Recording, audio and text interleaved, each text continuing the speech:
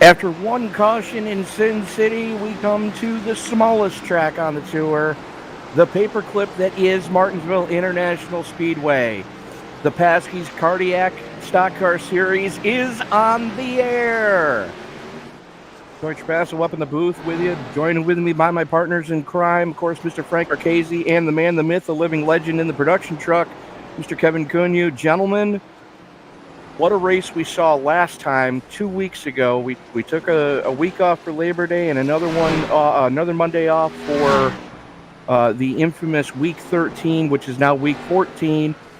We come back, everybody's fresh, everybody's excited, and we come to the tight confines that is Martinsville. Yeah, you get all that amped up energy, and now you put them all in a tiny little space. I'm excited to watch this race. Normally, I would be participating in this, but after Sam called out, I felt as though I needed to come up and see it from this point of view. Plus, I don't get mad this way. True story, and I greatly appreciate it because I remember the last race I broadcast from here with the Pasky's tour. We are going to be playing the at-home drinking game tonight. Those of you unfamiliar with the at-home drinking game, of course, that means that for every caution, you take a shot, numbers with the number of cautions. So on the first caution, you take 1 shot. Second caution, you take 2 shots. The third caution, you take 3 shots, and so on and so on. And if you don't die of alcohol poisoning, you win. But Frank, all kidding aside, take a look at the point standings right now, and holy cow, is it a tight one.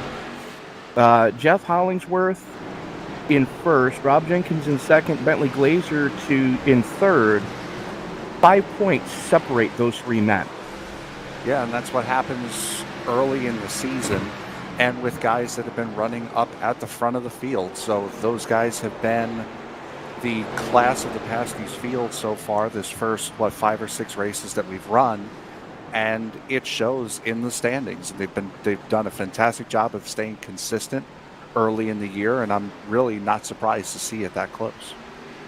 Absolutely, and you look, even going back through the top 15, from Bentley Glazer in third to the tie that is 4th place with Tanner Koster and Mark McFadden, there's only a 16-point gap there, and then you're 1 point back to Kyle Gilbert in 6th, 1 point back to Brian Patty in 7th, 8 points back to Charlie Woods in 8th, 1 more point back to Mike Whitaker in 9th, and 2 points back to the tie for 10th between Lonnie Barrington and Mark Jenkins, who did miss the first race.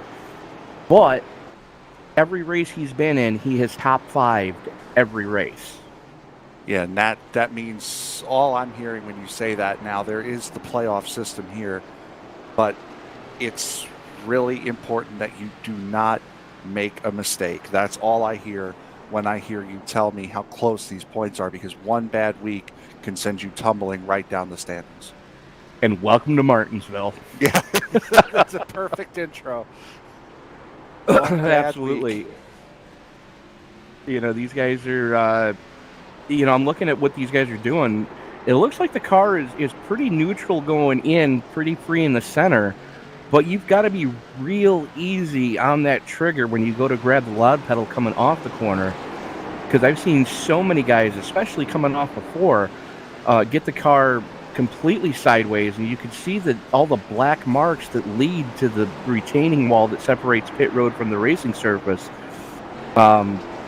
These guys, as Kyle Gilbert eats the barrels coming off a 2, perfect example right there.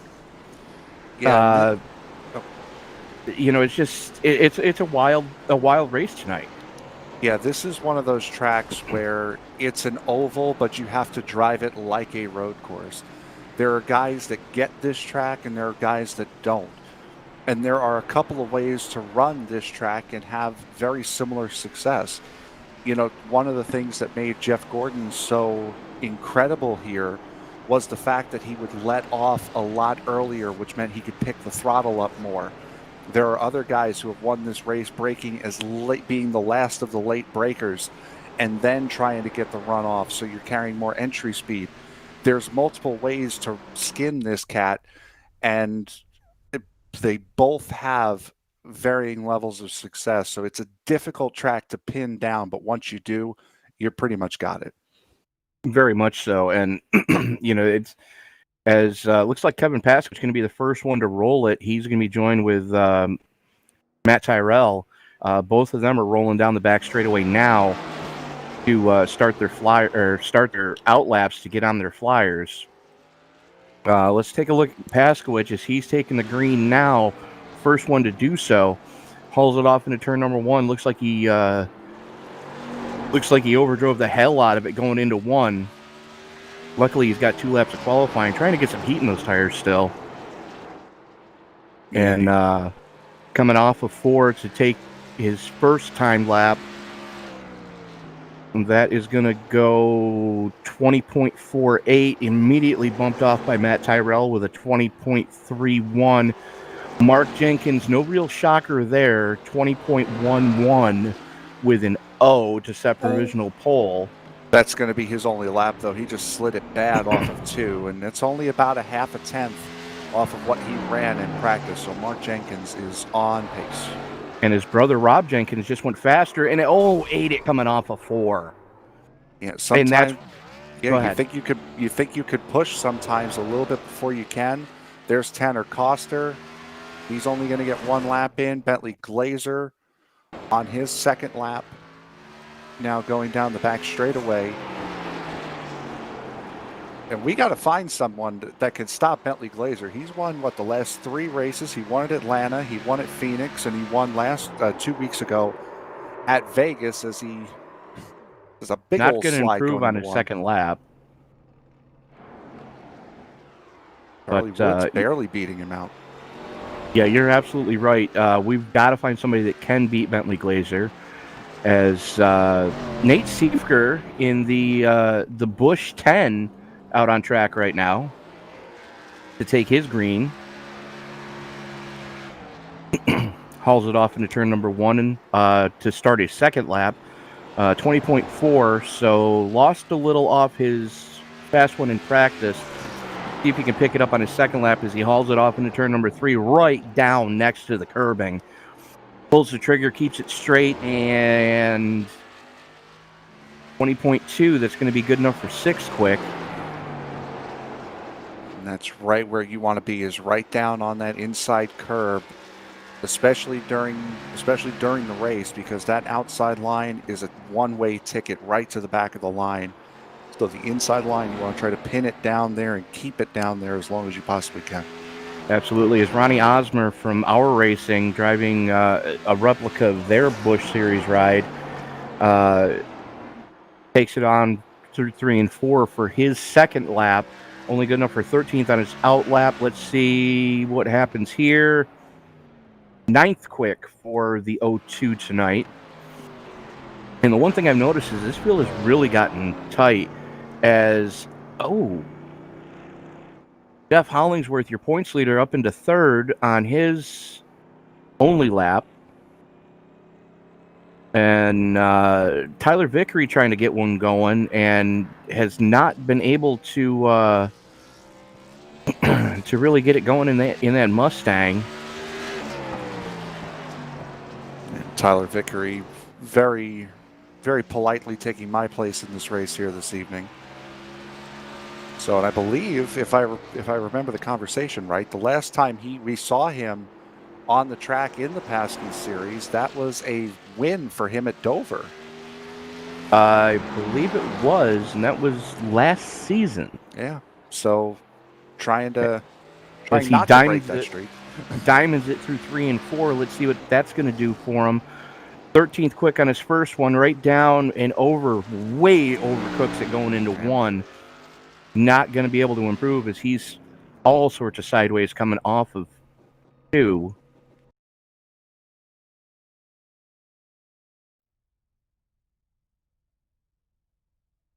Comes across the line with a 20.7 that time, so not going to improve on his 13th starting spot.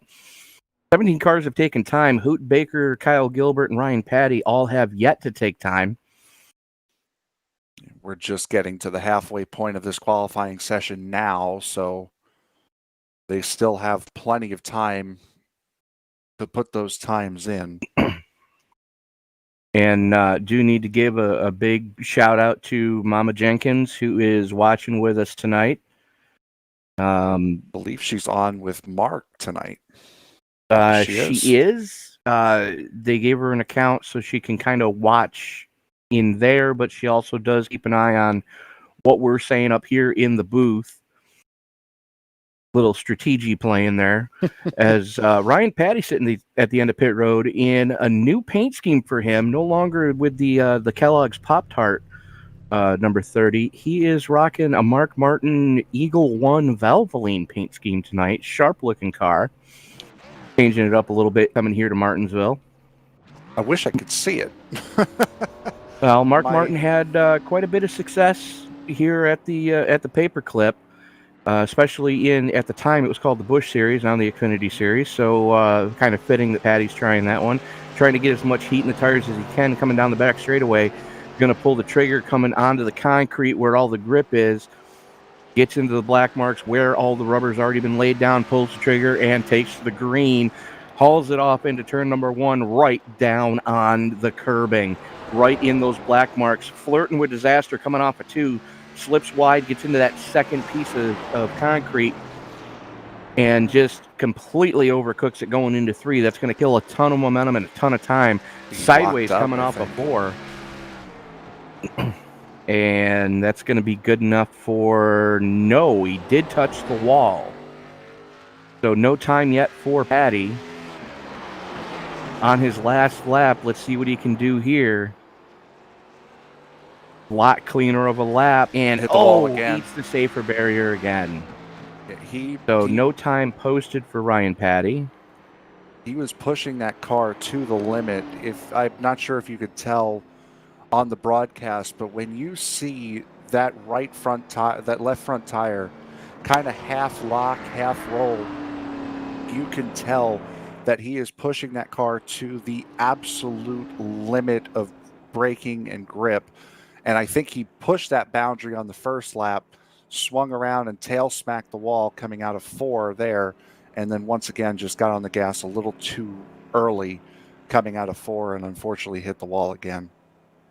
Very much so. So it doesn't look like Kyle Gilbert and Hoot Baker are going to take times.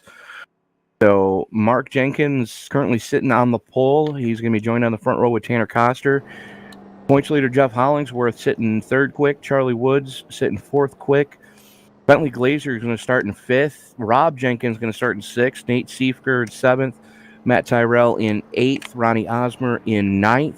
Devin Dawson 10th. Mark McFadden in 11th.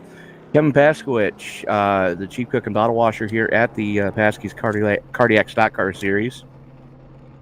Rocking the new Marietta College paint scheme tonight. It's going to be rolling off 12th quick. Tyler Vickery in 13th. Dylan Workman in 15th. Lonnie Barrington in 16th. 17th going to Bob Lacavara. The last car to actually post a time. Hoot Baker, one of the home state boys. He's over couple hours from here over near Richmond in the U.S. Army number 82, did not post a time. Kyle Gilbert in the 227 did not post a time. Now, mind you, he is your Pasky's defending Monday night champion. Again, not posting time. And Ryan Patty, we saw the troubles that he had, just touched the wall. And even if the system gives you what they call a 0x, where it's just a light touch of the barrier, you're still not getting a time. So about a minute left. Now, if you've got a second, we've got a minute, now would be a good time to pop on over to our Teespring store, www.teespring.com/ESPN. And you can find the link in the description below.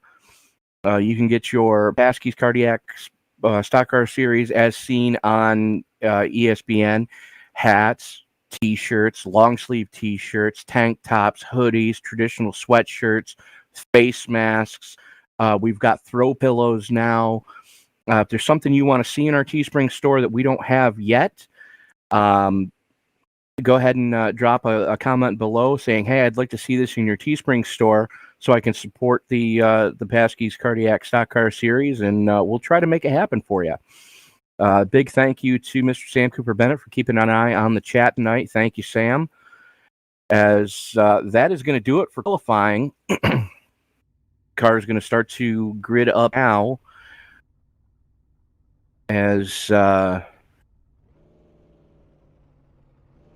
looking 250 laps tonight, ladies and gentlemen. That's going to be a fun one.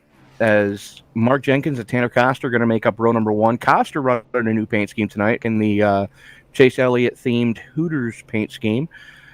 Jeff Hollingsworth is going to be joined with Charlie Woods in row number two. Row three is going to go to the man who is on a real win streak right now, 3 in a row. Can he make it 4 in a row tonight? That's, of course, the 8 of Bentley Glazer. He's going to be joined with the Exalta 88 of Rob Jenkins. Nate Seifer is going to be joined in row number 4 with the 19 of Matt Tyrell.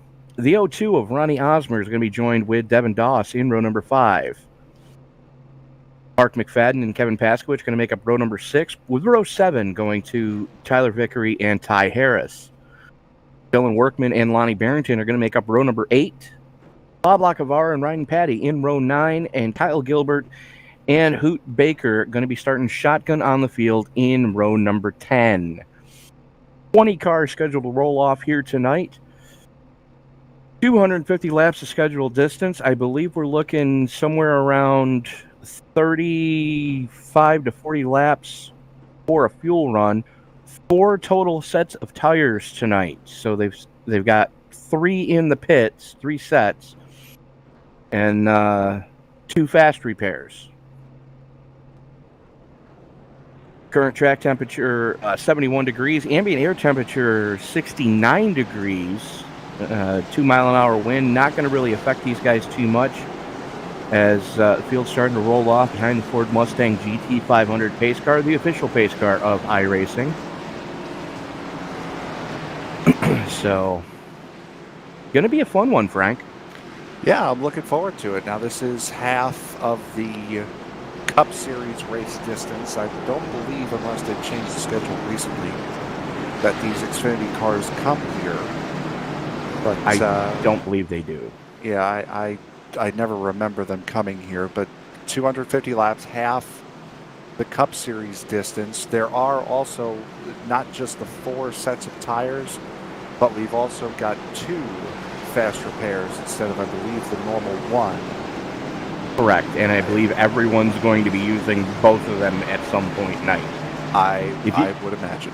If you can survive Martinsville and not burn fast repairs, you're doing awesome. As the field rolling its way down the back straightaway, the lights are out on the pace car. The pace car is actually in, so the only thing that's left to do is pull those belts tight one more time, adjust the visor, and Grandpa, pop a Viagra, because it's time to get it on at the paper clip. As the field works its way out of turn number 4, green flag is out. Jenkins pulls the trigger. Coster goes with him.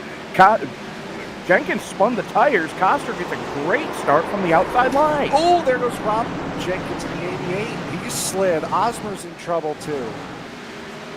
And it's pandemonium from about Paskowich back, as they were 4 wide at one point. They're wrecking. Oh, that's the 42 of Hollingsworth is around. Yeah, your points leader, Jeff Hollingsworth, getting it all wrong coming off of 4. He probably had some help. Let's go back and take a look at that one. And absolutely, looks like the 61 got into the 8, and the 8 just was along for the ride, and so was Hollingsworth. A little bit of right rear damage. Doesn't look like a huge, big deal. But, Hollingsworth not going to be a happy camper. Luckily for him, he's got the experience to be able to keep calm and chive on, as the saying goes. Yeah, this is exactly why I didn't race here tonight, by the way. It's just stuff like that. You don't know how to chive on? Not today, I don't know. But yeah, I was going to say that with Charlie Woods in the 61. It looks like he helped the 8, which helped in which in turn helped Hollingsworth find a new position to park his race car. So, yeah, Well, just a lot of action. Yeah, that goes back to what we were talking about at the beginning of the race, where you got guys that want to float the corner and not really upset the car, and you got guys that want to try to late break the corner. And if you're a late breaker and the guy in front of you is trying to float, there's going to be a meeting in the middle, and it's basic physics that two solid objects can't occupy the same part of the space-time continuum at the exact same moment. They can. It's just it doesn't turn out well for one of them. It's really the issue. Exactly. Or in this case, three can't occupy it. Nate Seeker has his back end punched completely in that 10 car. So he got shunted at some point. 88 I think took a ride. The 02 took a ride. Yeah, there's a lot of heavy hitters here that, and that's the thing that we see is cautions generally breed caution. So, as we are working lap 5 of this event, Tanner Coster going to have the button this time as the field works its way down the back straightaway. Frank, why don't you get us started this time? It's a quickie yellow here for this one. Cars are about halfway down the back straightaway now. As the pace car ducks off. The restart zone is just coming out of turn 4, so Coster will lead them down here. Coster gets the car straight, powers off, will race it again. A much better start for the 33 of Jenkins as he's able to clear Bentley Glazer going into turn 1. Cars seem to be okay this time by. So far, so good, as everybody got it figured out, as we're still 2 and 3 wide. Rob Jenkins wisely backing out of it. It was Pasky that put the dive bomb on him going through 3 and 4. So that could have ended poorly. Heads up driving from Rob Jenkins. He's going to lose a spot now, but I'd rather lose the battle and win the war, as he battles back on Pasky. That is your battle 6. As Jenkins just full send-it mode going through 3 and 4. Meanwhile, Tanner Coster, Mark Jenkins, Bentley Glazer, Nate Seefer, Matt Tyrell, and Glazer gets just shoved up track. No, and everybody taking he probably had to take evasive action. He's got an issue. He has a major issue. If you look at his in-car, just midway through the turn, his steering wheel just goes straight. Snap, and he just announced in sim that, yeah, he's got technical issues. And meanwhile, back up in the front, Mark Jenkins has taken over the point from Tanner Coster. Coster now under attack from Matt Tyrell, and we're under caution. And that's the 14 around of Dylan Workman is what causes this caution. And Workman looks like he yep, he did. He had some help from your points leader, Jeff Hollingsworth, as he's trying to make his way back up through the field. And it looked like Ty Harris caught a huge to that one. Yeah, he did. Bob Lacavara catches a piece of it as well. Yeah, Ty Harris just sent up the door on Workman's car, having nowhere to go, and Bob Lacavara sent one right into the roll pan on the 5 of Bob Lacavara. So we are back under caution. If you are playing the at-home drinking game, that's shots.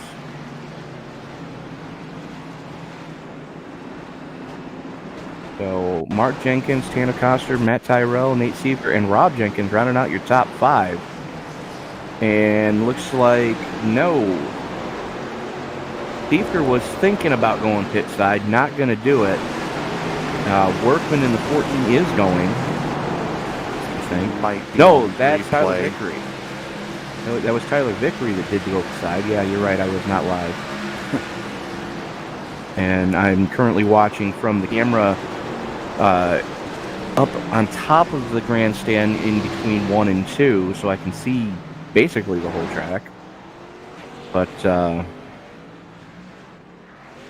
it's pretty much a majority of the top half of the field decided to stay out there. It was the mid-pack runners on back that decided to come in. Probably not a bad idea. Get the fresh tires, get the fuel, so in case we do happen to get a green flag run, and you can get your hate mail coming now as I just jinxed the field. I wouldn't have taken tires on this stop. We're on lap 13. No, but I would have packed it full of fuel. Oh yeah, without a doubt. But tires, I don't know. Safety car's lights come off. We're gonna be going green this time. And Jenkins going to have the button this time. Now he doesn't have to wait for the green to come out. Going to be seeing what type of restart Jenkins can get. And again, he's electing to take that inside lane. I don't know why. If it were me, I would have elected to put it on that outside lane. So when I do go to pull the trigger, I've got all the grip as the pace car is in, working the way through the 3-4 complex. And right at the exit of turn 4 is where the stripe is. And Jenkins pulls the trigger. We are back underway, and he spun the tires again, but was able to collect. Coster goes with him, and they're three wide behind him. 30 to Patty. Incredible save. There's a 61 around, and that's just caused a huge log jam. So yeah, let's see what happened to Charlie Woods there, as he had to take evasive action as Patty just Patty tried to float it. And unfortunately, Charlie Woods got into him. Charlie Woods backed off, and Kyle Gilbert finished him off. And Jeff Hollingsworth involved in that one. Charlie Woods hand grenaded the engine when he hit the wall. Lacavara involved, McFadden in that as well. Osmer caught a little piece of Patty, which was the original incident, and I think Devin Doss got a little bit of that as well. Yeah, that was a mess in the middle of 1 and 2. But yeah, that was definitely a mess. A lot of cars with nowhere to go, and Charlie Woods immediately grabbed the binders to try to not finish Patty off, as Patty bumped Patty going into 1. Patty got sideways. Charlie Woods backed off to do the air quote right thing and not finish him off. And unfortunately, everybody behind him just piled in there. You got to have patience, especially this early in the race. I understand some of these dive bomb moves and stuff like that on lap 218, but we're on lap 18. So we got to... Excuse me, I will be right back. So these... Got to calm this down. I gotta agree with you there, Frank. This is got to really just find a way to calm this down and try to figure something out here. As Hollingsworth, I believe, is going to get a free pass. Here he is between the pace car and the leader, Mark Jenkins. There's McFadden down on the inside, getting in between the pace car and Hollingsworth. Field is doubled up, however, the lights are still on the safety car. So they're not going green this time.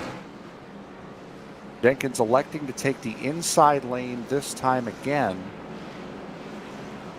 which I agree with Tony in saying that you have more grip on the outside if you spin the tires. The outside is the last place you want to be around this track. You kind of put yourself there just in case you do make a mistake. At least you're on the inside. As there go McFadden and Hollingsworth, as the lights are now out on the safety cars. So we'll get this back rolling again here. We're going to restart on lap 21 of 250. And Race Control making the announcement that this is going to be the last attempt we're going to get at a double file restart. One more caution within the next 5 laps, and they're going single file the rest of the night.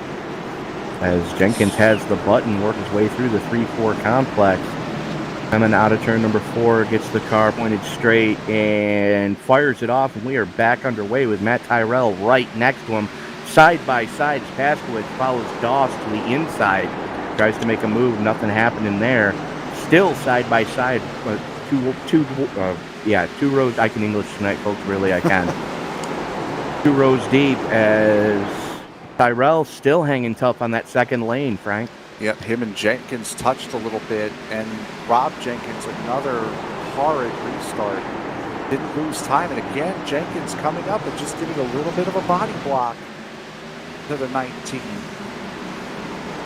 Oster and Seeker fighting behind them. And that's KP, Kevin Paskowitz, in the 27 behind him.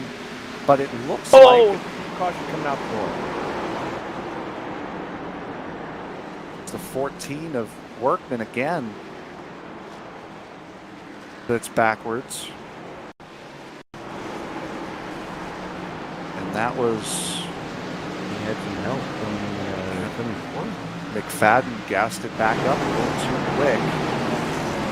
Unfortunately, for the drivers around, it was only those 2. It was a 71 of McFadden, I'm sorry. Yeah. So that's number 2 for Workman tonight. He backed into the wall trying to get it straight, too. Yeah, Matt Tyrrell takes the point, able to hang on that outside line. As a matter of fact, the 2 guys that were stuck on the outside line of Tyrrell and Seifker both benefit and move up a spot. And the thing you got to remember, too, is Matt Tyrrell and Nate Seif are both road racers, so they know how to go around somebody the hard way. It is an art to try to hang it on the outside and to try to make up ground on that outside. You really have to put the power down in the right spot, know the limits of the car, first of all, and really try to pinch that guy on the inside to a spot where he can't get the run that you can. Now, speaking of road racing, when Sam had an awesome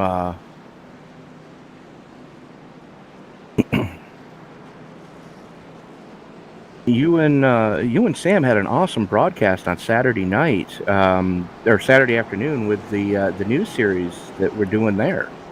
Yeah, the iRacing E-Formula series with the Formula Renault 3.5s. We took them, the E-Formula series took them to Monza this past week, and boy, oh boy, was it just an absolutely fantastic race.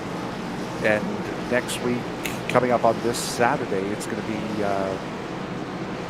Spa-Francorchamps is where they're going for their final race of the year, and also a special event that they are going to have a little bit later on. They're taking the Lotus 49s to Indianapolis and running an Indianapolis 500 in those Lotus 49s, which are very scary to drive at any speed. A la Jim Clark era racing. Yep. So I might just have to join you and Sam in the booth for that one, because that sounds like it's going to be fun. It's going to be scary is what it's going to be. And I believe they are accepting participants, if I remember right. There is a promotional video for that race on our channel. So if you are interested, you can check that out on our channel. It's about a minute long. Came out a couple of days ago, so it's fairly recent in our videos. As we get set to go green here. And we are going single file from here on out. Yes, we are, as Matt Tyrrell now will lead them down. As the safety car ducks off. And you're going to see this wide line because you can only pass on the outside. And boy, oh boy, Tyrrell takes the jump. And we are racing again here at Martinsville. As soon as he was able to enter that restart zone, he pulled the trigger and got a great jump, about 4 car lengths over Rob Jenkins right now. Nate Seifker trying to hang strong with him.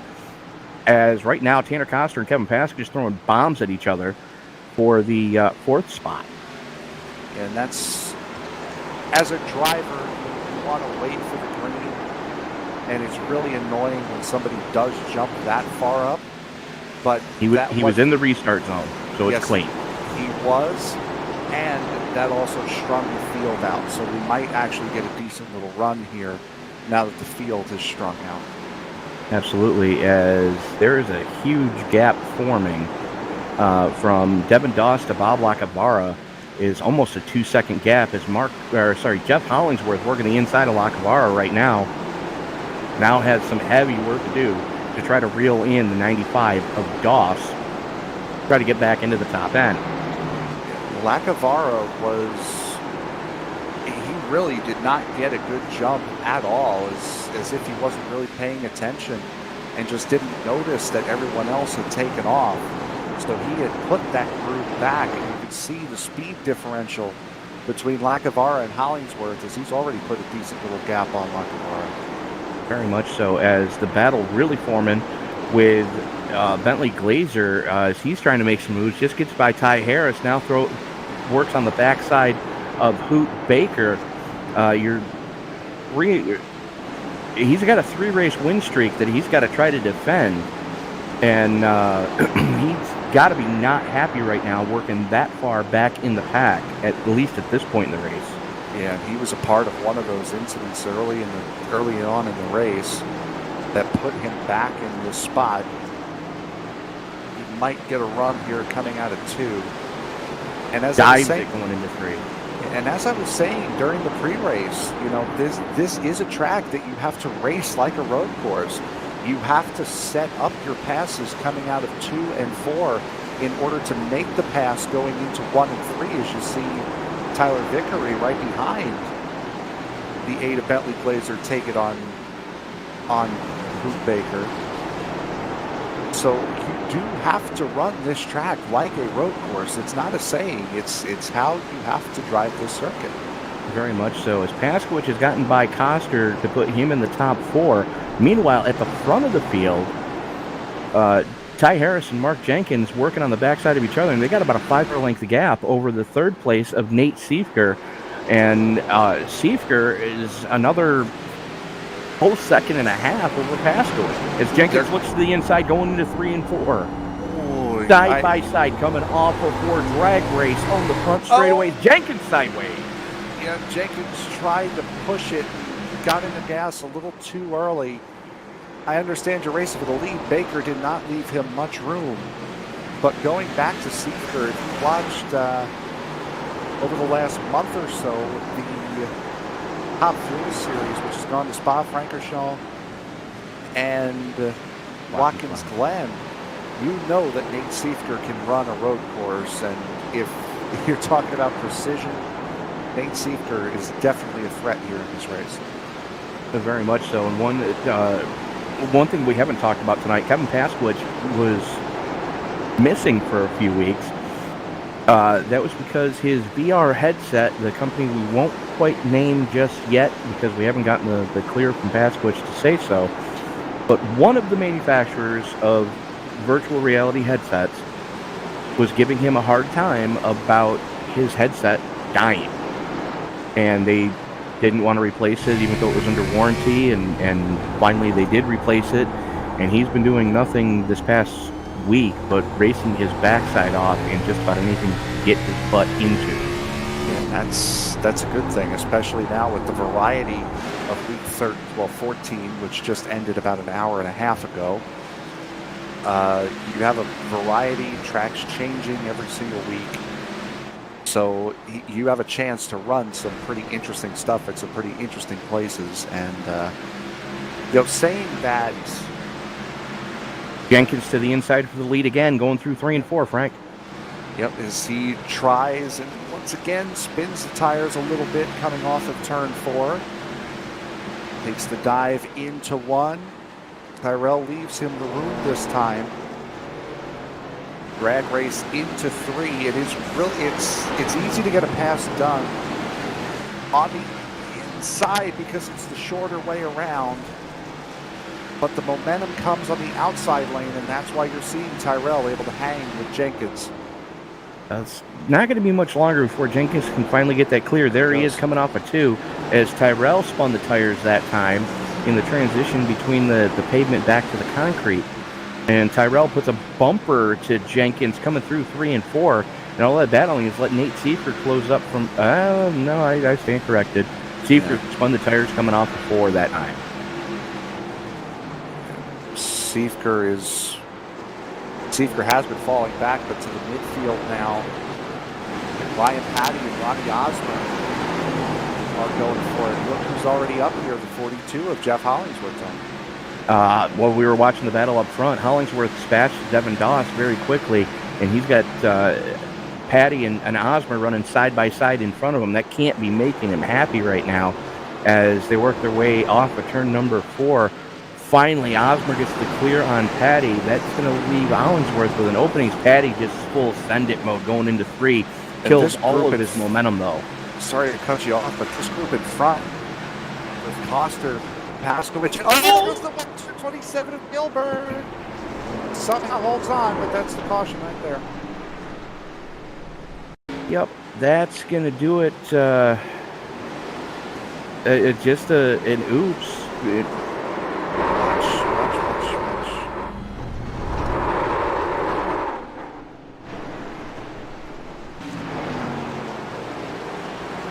I'm not sure. I think.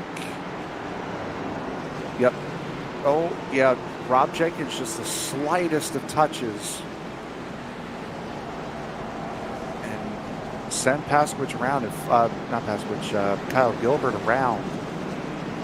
And fortunately for Gilbert, he was able to keep it off the wall. So no damage, just square tires. Absolutely, as there's a lot of cars down pit road from the midfield back. And your leader, Mark Jenkins, taking it pit side. As Seifert stays out, Seifert stays out, Rob Jenkins stays out. Tyrell Baker in. I'm sorry, Matthew Tyrell in, sorry. It's Tyrell Baker.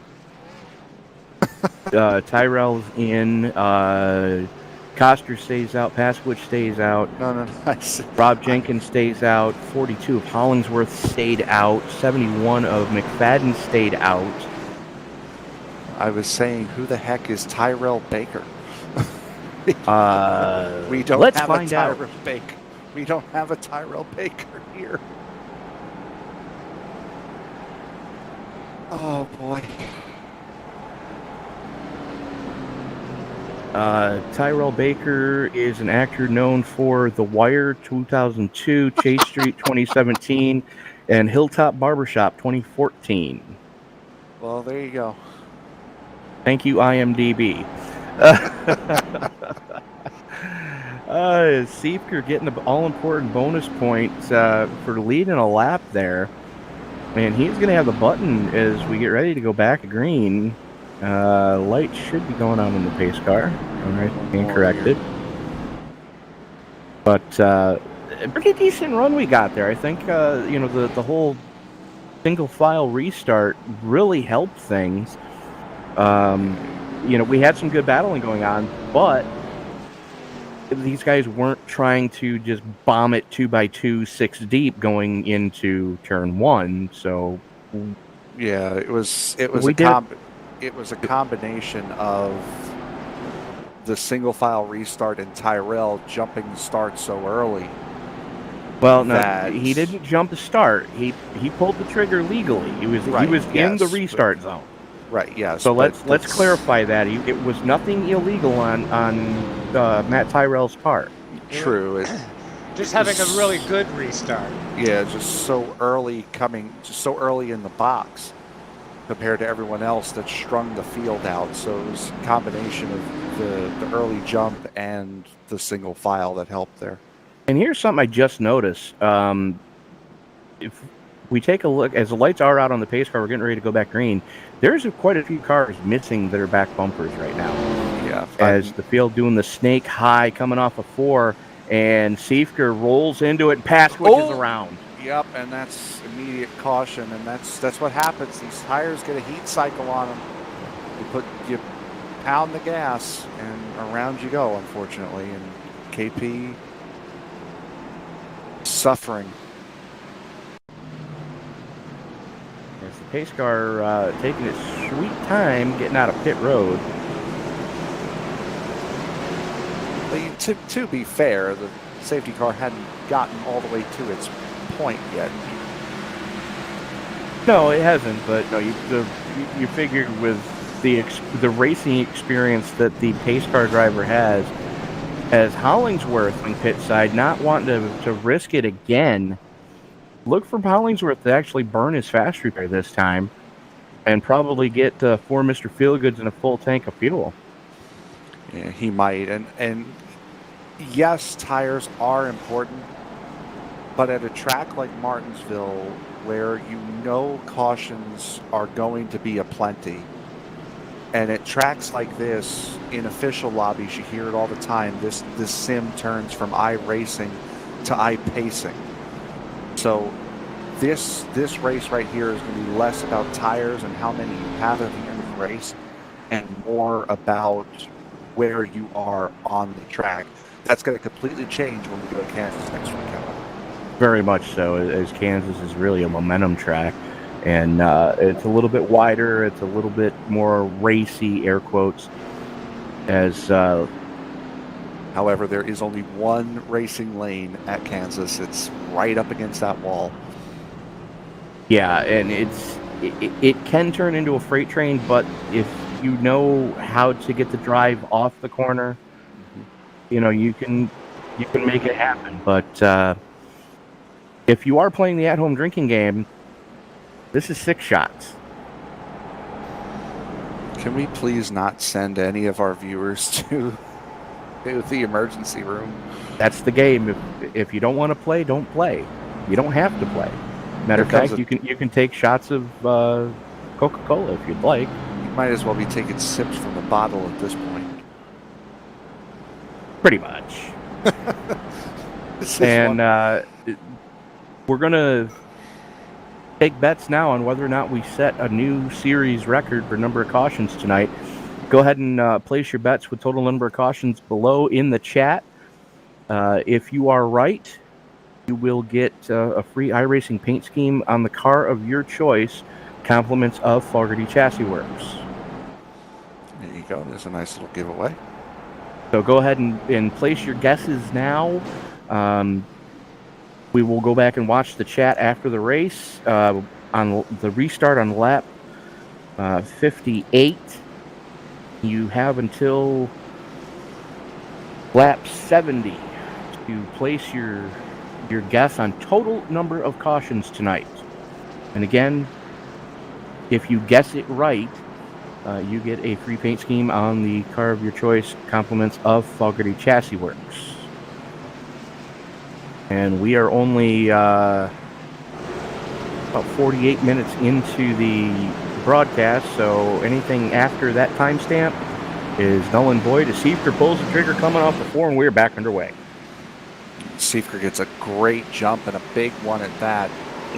And I would not be surprised if Seifker runs away a little bit here, because he was on an island by himself. He wasn't as quick as Matt Tyrrell and Mark Jenkins, but he certainly was quicker than Coster and Rob Jenkins and McFadden behind him. So I wouldn't be surprised if he just hangs it out here. And here comes Jenkins to the inside of the 21. That's inside of Barrington. Yeah.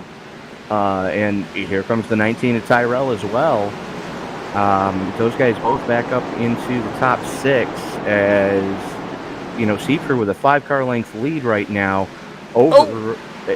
That could have gotten ugly. Yeah, 33 of Jenkins ran right square into the back of McFadden, and that's another caution. And we're around. Yeah, and that's called impatient drivers on fast tire on fresh tires. Yeah, fresh tires. Just not waiting for an opportunity is what that's called. Yeah, and unfortunately for McFadden, he's going to lose quite a few spots as he never really did get that car under control, and it was the 19 of Tyrell that really finished him off. Yeah, Lonnie Barrington nowhere to go, and Devin Doss catching one to the back bumper. Yeah, Tyrell just kind of drove right through his corner. This is after he being McFadden. Yeah, he being McFadden, pronouns, pal. Gets a shove from Mark Jenkins on the straightaway. So it's just it's fast drivers on fresh tires not having any form of patience is what that is. And as much as I hate to say it this way, but the good news, at least for Charlie Woods, is he's now back on the lead lap. Yeah, he was 4 laps down at one point, and now he's right back on the lead lap. Yeah. And Ty Harris taking it pit side. I would have expected that. He was a part of that incident there, as Devin Doss was in that as well, and Lonnie Barrington taking it pit side as well. Vickery in as well. Yep. So working lap 63 of 250. And now would be a good time, ladies and gentlemen, to go visit our Teespring store. It's www.teespring.com. Just search ESBN, and our store will come up. You can get your Pasky's Cardiac Stock Car Series as seen on T-shirts, long sleeve T-shirts, short sleeve T-shirts, tank tops, hoodies, conventional, like the old just pullover sweater style sweatshirts, face masks, baseball caps. I believe we've got throw pillows now. If something there you want to see in our T store that we haven't mentioned, go ahead and drop a comment below, and we will be sure to try to get that added for next week's race in Kansas. As is that promo code still active, Tony? I haven't heard yes or no. We're going to have to wait for our chatman in the live chat, Mr. Sam Cooper Bennett, to confirm whether or not that code is going to be active. But you can try it, ladies and gentlemen. It's SBN20 for free shipping within the continental United States. As we're getting ready to go back to green here at Martinsville, lights are out on the Ford Mustang GT500 pace car, the official pace car of iRacing, as single file restart. Seeker takes him up high so nobody can sneak around his outside and get the jump, as he rolls through 3 and 4, rolls into the trigger, and we are back underway. Oh, the 30 of Patty slid there, and Osmer tried to get the jump on Tyrell, just couldn't, and now he's coming under fire from Bentley Glazer as Tanner Coster is under fire from Rob Jenkins. And Mark Jenkins trying to make some moves right now under Coster. Coster on the high side, Jenkins on the inside. Coster has Jenkins everywhere he looks right now, as your pole sitter, Mark Jenkins, gets by Coster, now sets his sights on his brother. Again, that's Mark Jenkins on fresh tires as compared to his brother Rob and Nate Seifger and Tanner Coster, who are on the tires that they started the race on. It's behind Coster. You're side by side, 2 rows back, as there's Matthew Tyrell getting around Ryan Patty, also on fresh tires, and dives it in on Tanner Coster, making it fit. Just gonna send it! Absolutely is. That was full Sunday mode, and Custer's even making comments about that one. And don't look now, but here comes Bentley Glazer. Bentley, we know how quick he is, and he's had a very quiet race, just kind of biding his time, picking his way through this Martinsville pack. Something I would be doing if I had a lick of patience here tonight, but I don't. So here I am. The patient is dead. Yeah, As as Jenkins leader. throws to the inside of Seifker, coming off a 4 drag race on the front straightaway, and that's what fresh tires looks like, ladies and gentlemen, as Mark Jenkins back to the point, and Matt Tyrrell up into third. And you got to wonder, how much damage did Tyrrell get when he got into the back of McFadden a few laps ago?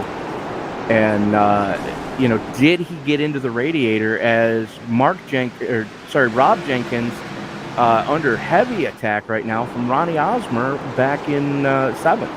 And again, Rob Jenkins is one of those guys, as Osmer's beating his back bumper off. You can see how much damage is on the back bumper of that 88. But Jenkins, another one of those guys who's been on those tires since the beginning of the race. That's now 72 laps across the line now on that set of tires. And Seifker falling back as well. Seifker falling back like a stone, and you got to think that Seifker and Jenkins are both in. There it is. Yep. Those Gilbert and Rob Jenkins. Oh, Hollingsworth. As Rob Jenkins just overcooked it and somehow no caution. And there it is. And that all starts with the U27 of Gilbert getting into Rob Jenkins, getting Jenkins off the line. Get some dirt on those tires and spun the rears, and unfortunately, Hollingsworth was able to straighten him out. Not the way Hollingsworth was wanting it to happen.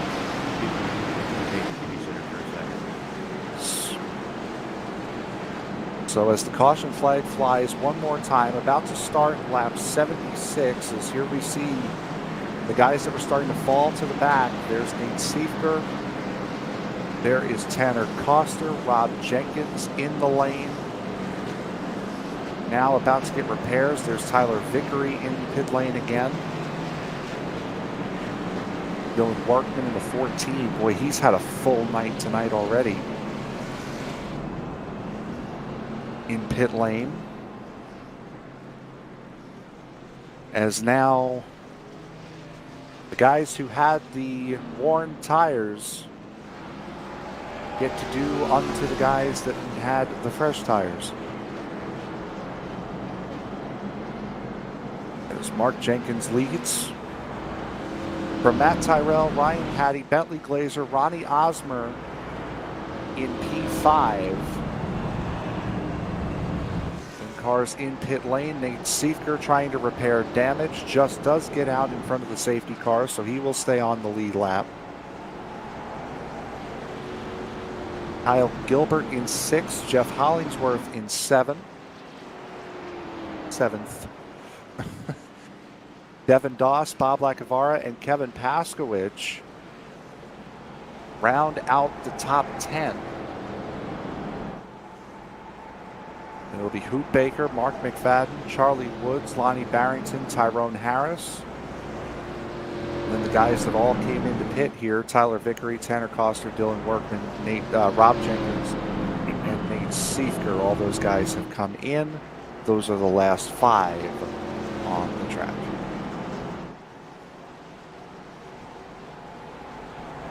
So race control just announcing to all the drivers that the next driver that flames another driver for contact is going to be removed from the server. His pace car is in, Frank.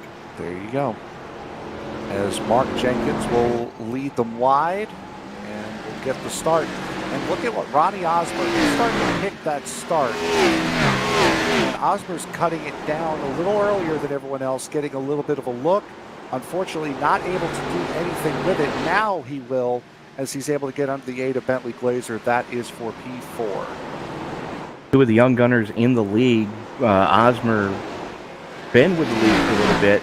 Still a younger driver running side by side with Glazer. They haul it off in turn number 1. Glazer going to go full send it mode going into 1 though.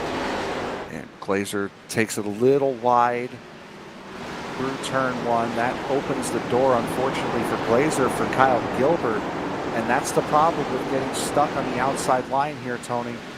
Once you get on that outside line, it's very, very hard to come back down off it. Especially when you've got strong drivers like Osmer, Gilbert, and Hollingsworth throwing it to your inside. They're not going to let you in easily. He does have an opening, though, right in front of Devin Doss. And Doss, haven't spoke much about Devin Doss tonight. He's been quiet. He's been in a couple of the incidences, but more is just a victim of circumstance as the winner at Daytona. Just trying to hang on, just barely inside that top 10, running an 8th. And then he's got a nice little about 2-second gap to Bob Lacavara in the 5, and Kevin Paskovich and Mark McFadden are battling it out for position. That is for the 10th position. McFadden throws to the inside of Paskovich going into turn number 1, side by side. Paskovich going to have to yield position. He's got Hoot Baker behind him, and Hoot Baker giving Paskovich plenty of room as here comes Rob Jenkins trying to work his way back up through the field as he works the inside of Lonnie Barrington. It's the 14 in the background of Dylan Workman getting past the 23 of Lonnie Barrington. Siefker tries the outside on Coster. Couldn't get it done, and now Coster's going to go to the inside of the 61 of Charlie Woods. Now those are your guys on the fresher tires. It's Coster, Siefker, Jenkins. This Coster throws to the inside of Hoot Baker, and here comes the hemorrhaging for Baker. He's caught on that outside line, and he's got a ton of fast cars around him. If he can get in front of Workman here, which he's going to let Workman go, that would have been the spot, and now Paskovich is going to feel the same thing. So he's going to have Siefker dive in front of him. There's McFadden up in the foreground there. There's McFadden and Lacavara battling for position. There's a lot of action going on in the back. There's a nice little gaggle of cars up here in the midfield, well, the upper midfield. And then there's Mark Jenkins and Matt Tyrrell, who are just kind of on an island of their own right now. Yeah, those guys have definitely been the class of the field all night long. You know, we saw when Nate Siefker when everybody was still on the same tire cycle, you know, Siefker really didn't seem to have anything for those guys. Now, as the lights start to come on, as we're now pushing past 8:30 local time in sim, you know, the track temperature is going to go down. The grip is going to come up as Siefker working to the inside of Coster right now. So Siefker on a mission. Here comes Jenkins as well. Wow. Workman just throws it to the inside and bangs doors. 71 to McFadden. And just saw that. And by the way, if you're wondering, wow, this looks a little peculiar that it's 8:34 right now sim time, and it's not dark already. We're also simming it in the middle of May. So this is not this time of year. It's going to be a little bit warmer. The sun's going to stay out a little bit later, but darkness should be descending over Martinsville fairly soon. Well, the lights are on at the Ability, and you can see that as the cars work their way through the corners. The lights just shining off some of these paint schemes. Some a little war-worn already, though. Yeah, and that's partly the camera I'm running. I couldn't see the Go sky to on the TV, camera. you'll love it. Yeah, no, I got it now. But As Gilbert and Patty throwing bombs at each other, and Osmer and Glazer still throwing hand grenades at each other, with Jeff Hollingsworth in tow. That's your battle for 5th, 6th, and 7th between those three guys. And the battle right in front of them rages on for 3rd. wow, Patty just dove it in hard into one and slid right through the apex of the corner. Patty is having a hard time with the handling of that car, and he's just kicking the back out and sliding it. And you can see the damage right in the dead center of the rear bumper. He's gotten hit a couple times, and he's going to let Gilbert go here. Well, he knows Gilbert's faster than him, and he doesn't want to risk getting turned. As Hollingsworth, or no, I'm sorry, that is, I'm not used to seeing Ronnie Osmer in a red, white, and blue car. I thought that was Hollingsworth for a second. Glazer looks to the inside through 3 and 4. Drag race off of 4. This is your battle for 4th, 5th. You can almost give this spot here to Glazer. Oh, wow. Big lockup for Osmer. Yeah, that was a huge wiggle from the 0-2 of Osmer. And that's going to help 42 of Hollingsworth get around him. Just a little too much on the brake for the 0-2. And you can tell just how much rear brake some of these guys are running by the wiggle they get going into the corner. Sometimes rear brake can help turn a tight car into something a little more neutral on corner entry, as your leader is already into lap traffic. That's Hoot Baker going a lap down now. Yeah, I was just getting ready to say that the leader's getting into traffic. Hoot stays well out of the way. I wouldn't be surprised if Lonnie Barrington does the same thing. 2 gentlemen racers having raced around them. Absolutely, and I still say Lonnie Barrington is due in another series that we brought that he runs in. Hopefully. I mean, it's always nice to see these guys that earn it and deserve it get what they have coming to them, whether that's positive or negative. And of course, we mean all positive for Mr. Barrington. And speaking of other series that we broadcast, do want to invite you to join Kevin Conyu and myself as we go to Florida tomorrow with the Bicknell Racing Products Pro Late Model Series. They have the Pete Costco Memorial 117 tomorrow night, and 117 laps, $117 to the winner. Caution is out. Not sure where this one was. Looks like Dylan maybe Workman. Oh, there it is again.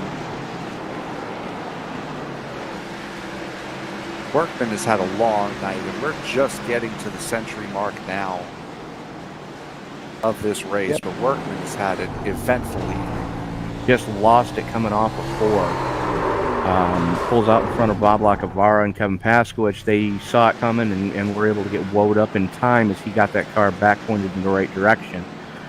But we're going to be going to Volusia tomorrow night for the Bicknell Racing Products Pro Late Model Series, powered by Rival Powder Coating and MDR Designs, as we bring you the Pete Costco Memorial, 117 laps, $117 to the winner, guaranteed prize money to everybody that starts the A main, and there will be lap money paid out. Now, for those of you unfamiliar with what that means, is people have sponsored different laps. So, say for example, Frank, you donated $5 to the cause and you wanted to sponsor lap 24.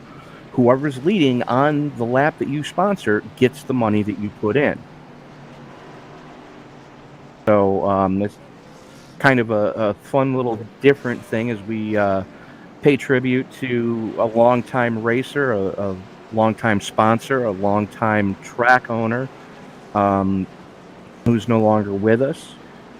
And we will have an opening tribute video tomorrow that the people that have seen it so far have already said that even though they haven't known Pete Costco, that it did bring a tear to their eyes. So something to look for tomorrow, as we will be doing some special stuff during that race that we don't normally do, but it is a special race, and we're going to be doing some special events.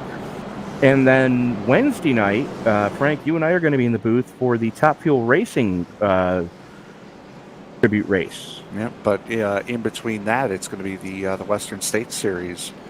And that's going to be you and Sam tomorrow night. At Milwaukee. Yep, right. That should be right after or just a little bit before the finish of your of the BPR race tomorrow night. Magic Milwaukee Mile. Yes, the Magic Milwaukee Mile, where we set the second most of all-time cautions seen on ESPN. Negative Nancy, you are. I like drinking games. It's not the easiest track to drive, is Milwaukee. Even in the Indy Lights, that's a stiff track to drive. Oh, it's an easy track to drive. It's a hard track to drive with other cars on it. Yeah. Well, any track is easy to drive by yourself. This track is a breeze when you're on your own. Exactly. But when you put, 20 Type A personalities out on track with you, safety cars off. It becomes not so easy as lights go out on the Ford Mustang GT 500 pace car. You might be. Mark Jenkins going to have the button again. You're on replay again, but they're in turn one. Oh, shit. Sorry about that, ladies and gentlemen. Jenkins pulls the trigger. We're underway, hauling down the back straightaway. And here comes Siefker to the inside of Osmer. Yes, Siefker. We've seen the pace that he has, and he is on fresher tires than anyone else around, and that comes to the point that I had brought up before. It's not necessarily the tires that makes the difference, it's the track position that you have that makes more of the difference, especially coming down to a late race situation. You're not going to be seeing too many late race stops here as Matthew Tyrrell gets it all wrong coming in. Matt Tyrrell gets it all wrong coming off the floor, and Devin Dawson, Rob Jenkins side by side going into turn number 1.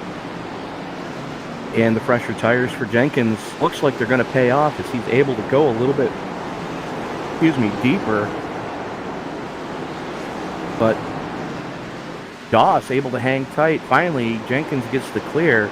And in front of him, Siefker still looking to try to get around Ryan Patty. And Patty's back bumper is beaten straight to snot. Yeah, he's got a horseshoe in his back bumper, and not of the lucky variety. Looks like he backed that car into a light pole. Yeah, pretty much. As going back to Devin Doss, I think he's still having a little bit of an issue adjusting to his car. Because if you remember last season, when we were driving the C cars and the trucks, he was up and competitive pretty much every single week. We haven't really seen much of him. Now, he did win at Daytona, but he really has not flourished in these cars in the way he did in the trucks last season. Well, it has a couple of different reasonings behind that, as Tanner Coster working to the inside of him now, too. For starters, this car has a very different feel to it than either the truck or even the Cup car. Both feel vastly more stable than the Xfinity car. See, I feel it's different, at least with the settings that iRacing provides for you. These things get really tight really quick as compared to the other two, at least in my opinion. Well, they do that because this car is inherently wants to be looser due to the fact that of the 3 cars, this is the shortest wheelbase. So they set the cars up chassis tight because they know it's going to get loose and virtually undrivable if you don't. The other thing too you have to remember, as Osmer gets a little bit of a wiggle, they rolled out the new tire model at the beginning of this season, and that's catching a lot of drivers out. Not everybody is a fan of the new feel of the tires. And the other thing you got to remember too, we didn't have tire limits last season. Yep. So 3 factors that could be leading to the struggles of the 95. As again, Coster looking to the inside of Osmer, finally gets the clear going into 3, and Paskwich looking to go with him. Yeah, Paskwich might have had that move done, but he caught the curb coming out of turn 4, and that sent him a little loose as Patty completely blows turn 2. We get passed by Rob Jenkins, and now Coster's there. Wow, Paskwich sent it. My goodness, did he send it on Osmer. And to his credit, made it work. Just gonna send it! You might want to have that one on speed dial there. Yeah, I got to kind of move that around a little bit here. But just have your finger on the button. Wow, Pasky again, this time on Patty. And Pasky's a man on a mission right now. He hasn't been able to race with these in a couple of weeks. Looking to say, hey, I'm still a contender for this race. Now, would that be indicative of more front brake with how much he's able to dive on these guys? He does the same thing for Patty. That, to me, looks like he's got more front brake in that car, which is allowing him to brake later. Yeah, he doesn't have it dialed to the rear like some of these guys do. So he's able to jump on the brake pedal a lot harder. And with this being a sim, some of these guys have brake pedal sets that will tell you when you're at full lock so you can back off a little bit. As Seifker looking to the inside of Gilbert.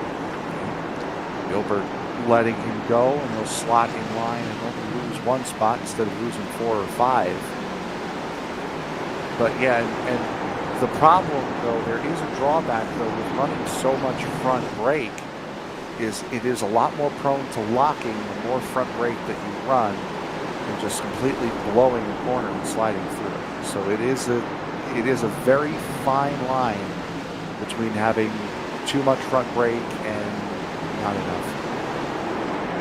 Yeah, and Pasky has driven these cars long enough that he kind of understands that. As Seifker got into Hollingsworth going into 1, something happened with Rob Jenkins where he pulled out of line and bled speed way off. Oh, he got loose coming out of 4. Yeah, he got real loose coming off of 4 as he's back into lap traffic. A Toot Baker right in front of him. Meanwhile, his brother Rob working to the inside of Koster as he throws it into turn number 1. They're side by side right behind Kyle Gilbert. If I said Mark, I meant Rob. My apologies there. That is now. Oh, there they go. I cannot imagine that Jenkins thought he was clear. I just can't. Well, Jenkins had to chase it up the hill. Unfortunately for him, Koster was there. That happened on the straightaway, though. That was... Well, he was chasing it since the exit of 1. He was spinning the tires coming off of 2 and never really recovered it and had to chase it up the hill. And it looks like Seifker and Gilbert both going to take it side, saying no mas for that set of tires as we are just about halfway. I mean, I'll concede that he was fighting that car, but he just looked like... Excuse me, I'll be right back.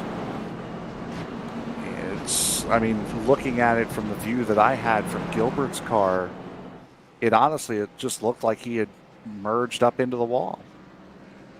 And you would expect the 88 of Jenkins now to be in. Wow, he didn't come in, unless he was just trying to catch up to the back of the queue. He does not have a front bumper on that car, at least from what I could tell. He does not have a front bumper on that car, and no, he's gonna stay at the back of this queue and not pit, unless I think Rob actually has been parked this evening.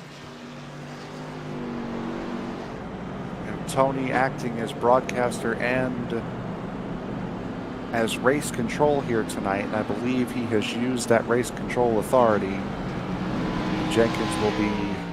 Rob Jenkins will be taking a cool down now.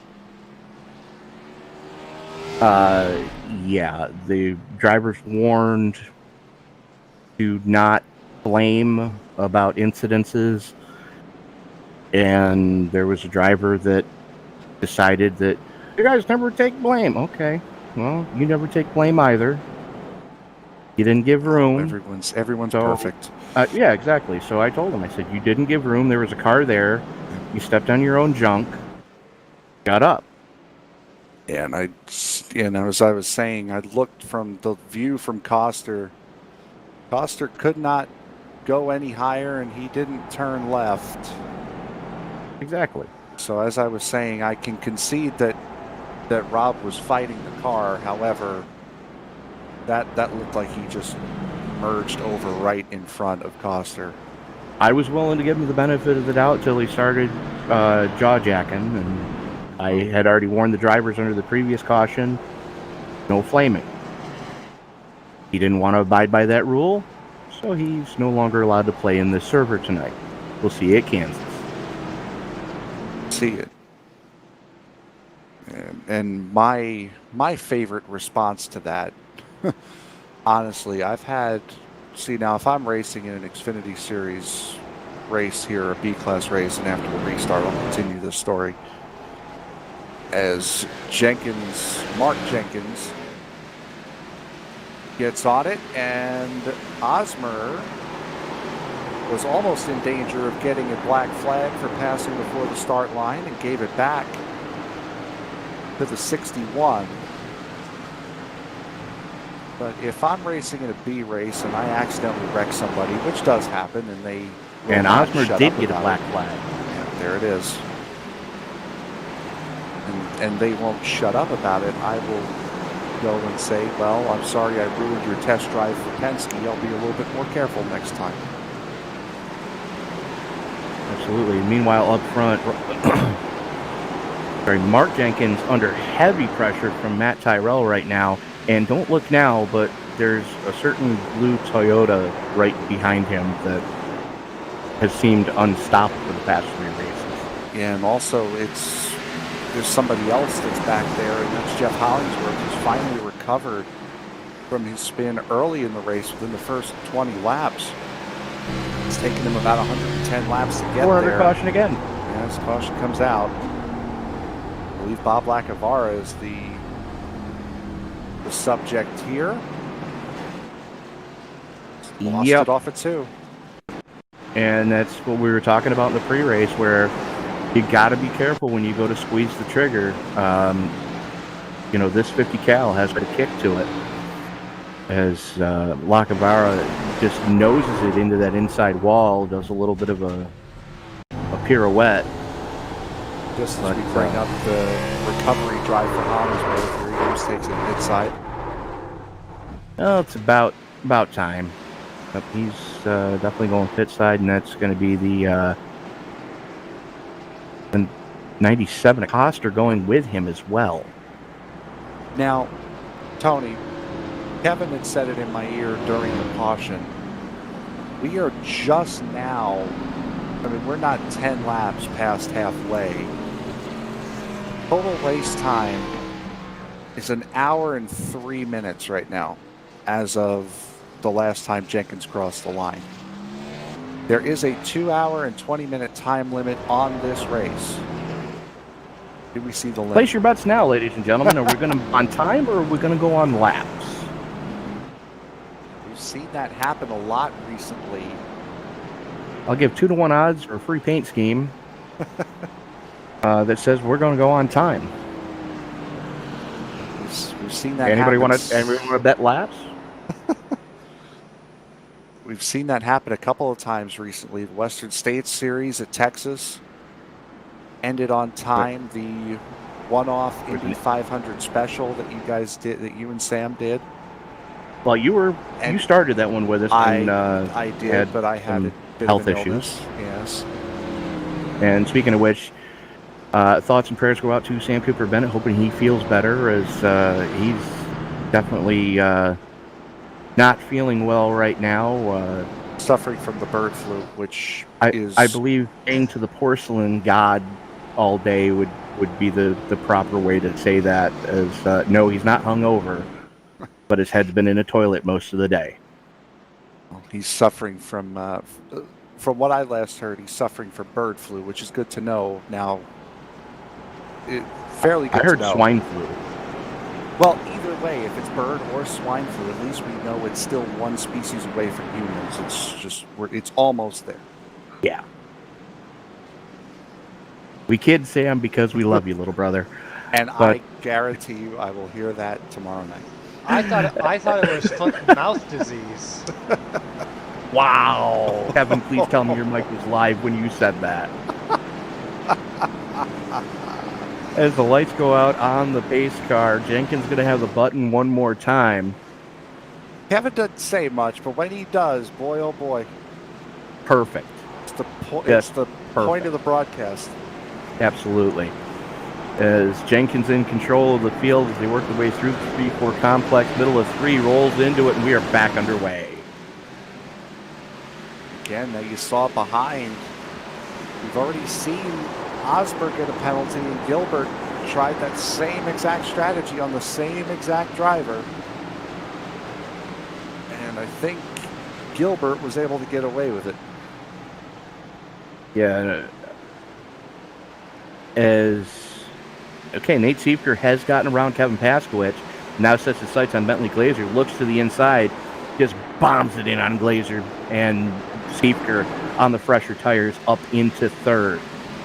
I've been saying Paskowitz a little bit sideways off the 2, was not able to capitalize. I've been saying it all night how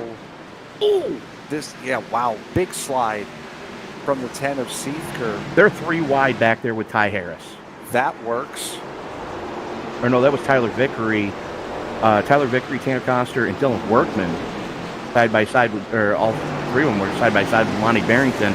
And here comes Hollingsworth. And wouldn't you know it, it's the 2 guys, the 97 and the 42, that just came in and took tires, that are right here at the center of this. The one of Tyrone Harris is under fire for Devin Doss. Well, not anymore, as he loses the position to Doss. Nate Siefker's gotten around Matt Tyrell, and you got to think fresh tires are definitely helping the 10. He's on the fresher tires of anyone in the top 5. Yeah, it's a complete. Throws it to the inside of Jenkins.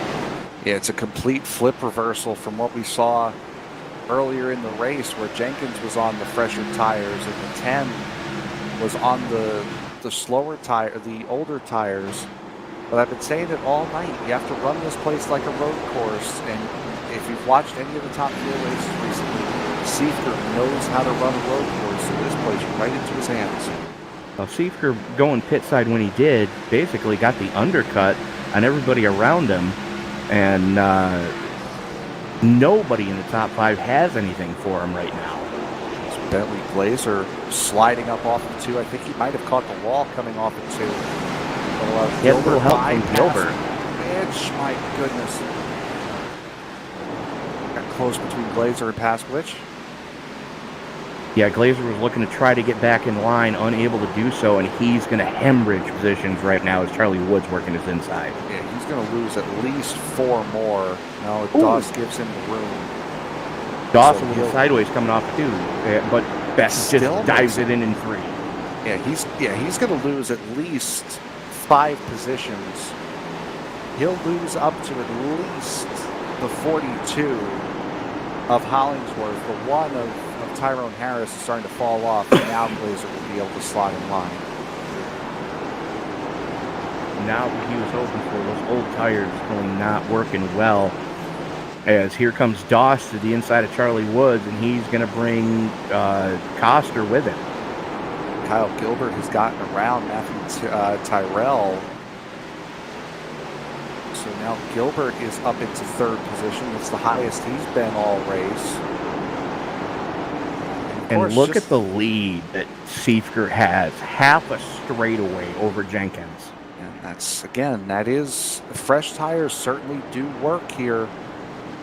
But it's that track position, especially towards the end of the race, that's going to mean something. So you can have guys on 70-lap old tires stay at the end of this thing. If it's a green-white checkered, which, I mean, let's be honest. Pasky's starting to hemorrhage positions now, too. Oh, and so is Matt Tyrell. Tyrell's going to lose at least 3.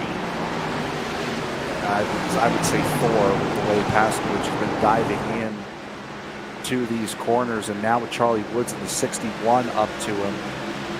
Well, Paskowitz slots in behind, so he will lose just the 3, and then Paskowitz. Caution. Oh. That was ugly. That to me looked like Paskowitz decided that he was going to dive realized he couldn't make it and then changed his mind too late and had the fronts locked up. That's what it looked like to me, at least. That's exactly what happened. So we are back under caution, and Paskowitz with heavy damage on the Marietta College, number 27 right now. 33 of Mark Jenkins in pit lane. Only one of the front group. So a lot of these guys playing different strategies. There it is. The two guys that he's been battling with all night on a regular basis coming pit side as well. Matt Tyrell and Bentley Glazer, all three of them coming to get fresh tires. You know, anything you can do, I can do better. It's right back to the rear end of the field for all of them as well. So, well, it's good news for Bob Lacavara. That's going to put 18 cars back on the lead lap. Bob Lacavara going to be the last car to do so. Hoot Baker 1 lap down, and the last car still running. I would add. Yeah, so Lacavara back on the lead lap. He's getting the wave around as we speak. And Hoot Baker, the only car a lap down now. So one caution, we got this whole field back on the lead lap. Yes, we do. So, Nate Siefker, Kyle Gilbert, Devin Doss, Tanner Koster, Jeff Hollingsworth, Charlie Woods, Ty Harris, Dylan Workman, Mark McFadden, Ryan Patty, Lonnie Barrington, Mark Jenkins, Tyler Vickery, Matt Tyrell, Bentley Glazier, Kevin Paskowitz, Ronnie Osmer, Bob Lacavara, the last car on the lead lap in 18th, and Hoot Baker in 19th. So 19 cars still running here as we are working lap 150, starting lap 53 of 250. And less than 100 to go. Less than 100 to go, but still, I got 1 hour and 16 minutes and 2 hours and 20 minutes. So these guys are going to have to get it in. Now, looks like everybody's calmed down a little bit. Yeah, these races feel longer when you're sitting here watching them than they actually are. When you're driving these, you don't feel like it's been an hour and a half that you've been sitting here driving. Now, my question to you is, Tony, since you're up here watching it and it's feeling like a long race, which one do you think has lasted longer, this race or the 75 days we had in April?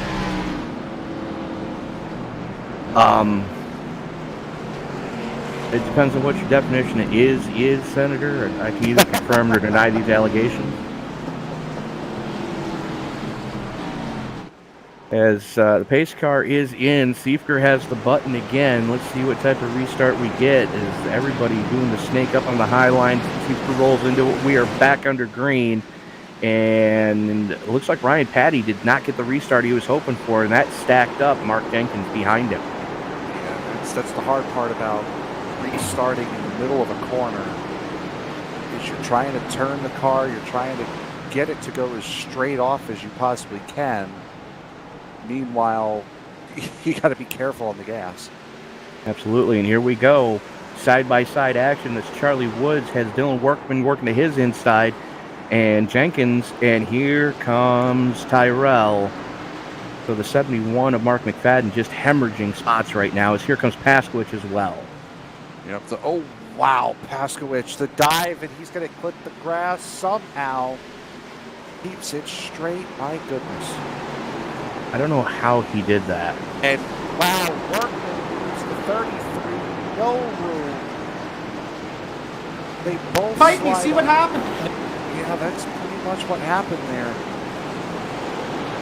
Well, he left him no room going into one, and he knew he was there too. Well, he had to have. But, you know, we're getting to that point in the race where you got to start, you know, being mindful of your track position and trying to defend it if you can. Meanwhile, up in front, Nate Siefker under heavy pressure, and we've got a new leader. That's Kyle Gilbert in the 227. Yep, Kyle Gilbert, as you mentioned earlier, last week's champion after, I don't believe he won Indianapolis. I do believe he was the high. Well, he had to have been the Finished highest of second. the chase finish. Yeah, the highest of the chase finishers did not win Indianapolis to win the championship last year. Trivia question: who did win Indianapolis at the close of the Truck Series last season? I'll give you a hint. He's still running tonight. Hell, I called that race and don't know. Oh, I know, because I was laughing my ass off when I heard the in-sim chatter between the two drivers. Tanner Koster looking to the inside of Nate Siefker now, too. Gives Siefker a little bit of a shove coming through 3 and 4. Everybody gets it all collected back up. And Jeff Hollingsworth going, guys, you got to get out of my way because I got to go.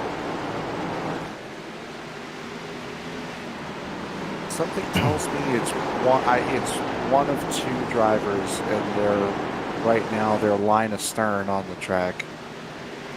Text me and I'll see if you're right. As Koster throws it to the inside on Siefker, we're going to hemorrhage at least 2 spots out of this one. As Hollingsworth looking to the inside as well. Still drag race down the back straightaway. Siefker on the high side, Koster on the inside. Koster catches the curb, slips up a little bit. Siefker has nowhere to go, going to have to yield. Hollingsworth looks to the inside now as Mark Jenkins looks to the inside on Devin Doss for 5th. Yep, there's Devin Doss going. Just will be able to stay in front of Glazer. As this is the battle all the way back to 8th position. So 1 through 8 sitting line astern right now. Yes. You are correct, sir. All right. Gilbert showing the way. Siefker just hemorrhaging spots. And you got to think he's already worn all the goodie off those tires. As Gilbert out to almost a 3/4 of a second lead over Tanner Koster. Jeff Hollingsworth, they're going to have to play defense here pretty quick as he has your pole sitter, Mark Jenkins, sitting right behind him. Yeah, and this is where staying out is going to hurt the 10 a little bit of Siefker, as now he's got Matt Tyrrell below him. Hollingsworth goes for 2nd place on Tanner Koster. And Tyrrell goes into the top 5, and here comes Bentley Glazer. Siefker hemorrhaging 2 spots there, back to 7th. Koster's still hanging tough, as I believe Hoot Baker had an issue in the middle of 3 and 4 right in front of the leader. Yeah, he did. He dove it in too hard, locked it up, ends up hitting the wall.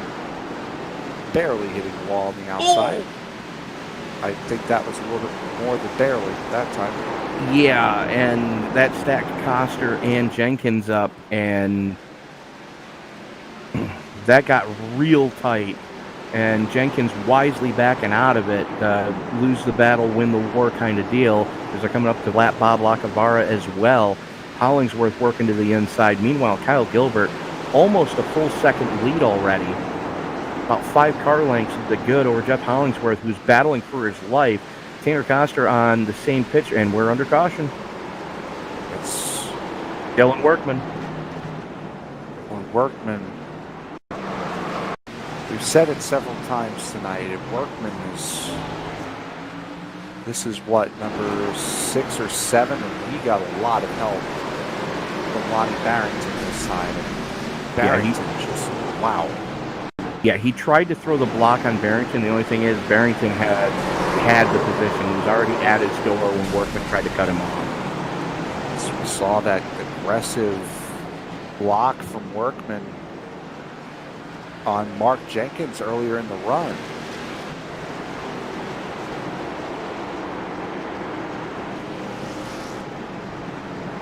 So what caution number is this, Tom? 11, 12, something like that. You know, it's kind of hard when we put out a guess the amount of cautions we have gimmick. It would be keen for one of us to pay attention to how many we actually have so we can predict a winner. Hold on, let me look. This is lucky number 13 as Bob Lacavara gets back on the lead lap. There you go.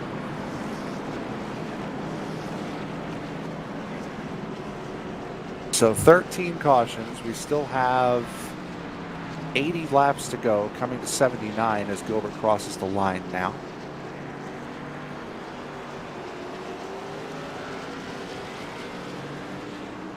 Some of these guys are praying for Kansas, clicking their heels, if you will. And you were there, and you were there. No, I wasn't. I was nowhere near there, bitch. Don't blame me.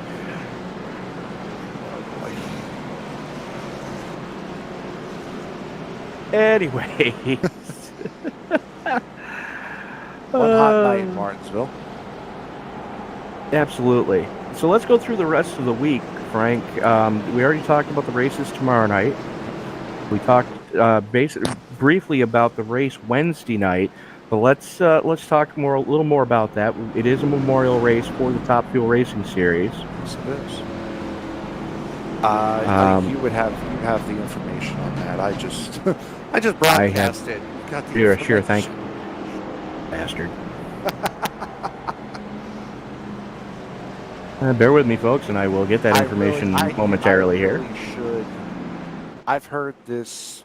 It is going to be the Christina Behringer Memorial. This young lady was a very, very good friend of the league owners who did pass away last year. We will be going to the Charlotte International Speedway on the oval, might add. First time IndyCars on the oval with the Top Fuel Series at Charlotte. And couple of special paint schemes for that one. And let's see, who do we have joining us? That would be Baker. That would be the number 82 of Mr. Hoot Baker, putting it on the hauler tonight. Hoot, not the night you were hoping for, I know, but wow, what a race so far. Yeah, I still had 2 sets of tires left in a fast repair, but even with good stuff I had, I'm got to be a hazard out there. And here we go. That is Coster looking to the inside on Hollingsworth for second. Wow. Wow is right. Jenkins and Tyrell looking for a hole. Can't get it. Jenkins to the inside on Hollingsworth, and these guys are beating and banging home horns for everybody. Yeah, we're playing bumper cars now. As just some incredible moves that if they were thrown on me this evening, it's exactly what I would do. As Tyrell looks to the inside on Jenkins and looks to bring Glazer with him. Jenkins beats the wall coming off the 4. Everybody taking evasive action. He narrowed that car up by a good foot as he ate the safety barrier, and he is just hemorrhaging spots right now. That's power too early. We've seen that all night long. Because now he's got Paskovich on his inside. A little bit of it coming together between the two. You know Paskovich is going to send it, and he does. Doesn't get the run through the center, and that will allow the 33 of Jenkins to clear KP. Battle for 8th. Paskovich has to be careful, and there it is. I was about to say, Paskovich has to be careful because he's got Devin Doss looking on him, and unfortunately, Doss caught him with the chrome horn at the wrong time, and around goes the Marietta College number 27. Doss was able to pick up the throttle a little bit quicker than the 27. And that's another part of Martinsville racing that you have to watch and pay attention to. We talk about that we've seen all night long guys diving in on entry, but sometimes the center of the corner could be just as treacherous as entry. Looking to see if we've got any takers going down pit road. Doesn't look like anybody in the top 10's going. I'm seeing the negativo on pit road. I would have expected Jenkins to go and burn one of his fast repairs. I don't think he's burned one yet tonight. Don't quote me on that though. We are working lap or caution number 14. I If would Ty, not. if Ty Harris goes pit side in the Ace, I would not. I wouldn't think he's used one of his 2 fast repairs because he Now has would been be a up good at the time. front. now would definitely be a good time, especially with how hard he hit the wall. If I were running this race right now, there's Ryan Patty into pit lane. If I were running this race right now, I would be thinking lap 200 would be my last pit stop. That would be my consideration. Yeah, I would have to agree with you there. What I would do is I would have gone to a lot of practices earlier this past week or during the 2 off weeks, figured out what a fuel looks like, No, we've and then seen back time my race from there. We've seen guys. What was it? I think Siefker and Robchik were able to put 70 some odd laps on the tires without coming in. So fuel around here really wouldn't be an issue. And with how many cautions we've had, neither would tires. And because of all of those cautions, I would want to come in far enough to get people guessing, but also close enough to the end where I could make it on that set of tires and just slowly move my way up the field as people pit in front of me. Exactly. That's exactly it. See it happen in official races all the time at short tracks. And it goes back to what we were talking about, where you got to drive this track very similar to a road course, and at that point you're getting the undercut, as we like to call it up here in the booth, where you pit before everyone else, or you have the freshest tires early enough where you're able to make moves, but still late enough where anybody that pits after you is not going to be able to get to you. Yep. I mean, I can't tell you how many times I've raced these B cars or the C cars at Richmond and see guys win the race without having made a pit stop because of just perfectly timed cautions and everyone around them pitting when they don't. Here we go. Pace car is in. Gilbert has the trigger, pulls it coming off a 4, and we are back underway. Great restart from Tanner Coster as well. Stayed right with him. He's kind of seen it a couple of times now. He knows where Gilbert's going to pick up that trigger. Jeff Hollingsworth, though, spun the tires just a little bit, and he is under heavy pressure right now from Matt Tyrrell. We've seen how quick Tyrrell is. He's led a couple of laps here this evening. He's got the aid of Bentley Glazer, who's won the last 3 races, breathing down his neck to round out the top 5. As there goes Tyrrell on Hollingsworth. Hollingsworth able to carry enough momentum to come off a 4. Oh, Osmer. Oh, hang on to it. Osmer with 8 different kinds of sideways coming off a 4. Almost sent it around, was able to collect, and here comes Glazer to the inside of Hollingsworth. That's going to put Hollingsworth back to 5th. And don't look out, but here comes Siefker and Mark Jenkins. Those guys, well, Siefker, I believe, is the most recent one to come into the pits. Jenkins trying to recover from what had happened a couple of laps ago. Jenkins may have some damage on that rear suspension as he's not able to get through the corners like he wanted to. Yeah, and I think that's going to be fast repair central for him under this next caution. But we're also seeing, we saw... And there it is. Again. Oh, boy. Charlie Woods and Ryan Patty. Yep. Lackavar, I believe, had a part of it as well. Gentlemen, if I could interject one thing we were talking about there was we think maybe we were about 1 tire set short tonight. So you're saying you were thinking you guys should have had 5 sets? Actually, I think we had 3. We should have had 4. You did have a total of 4. Yeah, so we should have had 5. We were discussing that here a while back. And Everybody was looking down on us. Like, man, are we short maybe a tire set? Everybody's general consensus, yeah, maybe. Well, Paskowicz is definitely going to have to burn a tire set because he just flat spotted the hell out of those. Full lockup coming through the middle of 1 and 2 and just tagged the back end of that crash between Woods and Patty. Yeah, and his whole front end is gone. Hopefully he's got a fast left. And to your point there, that's 83 laps. If you want to split it up evenly, that's with the set count that you guys had tonight.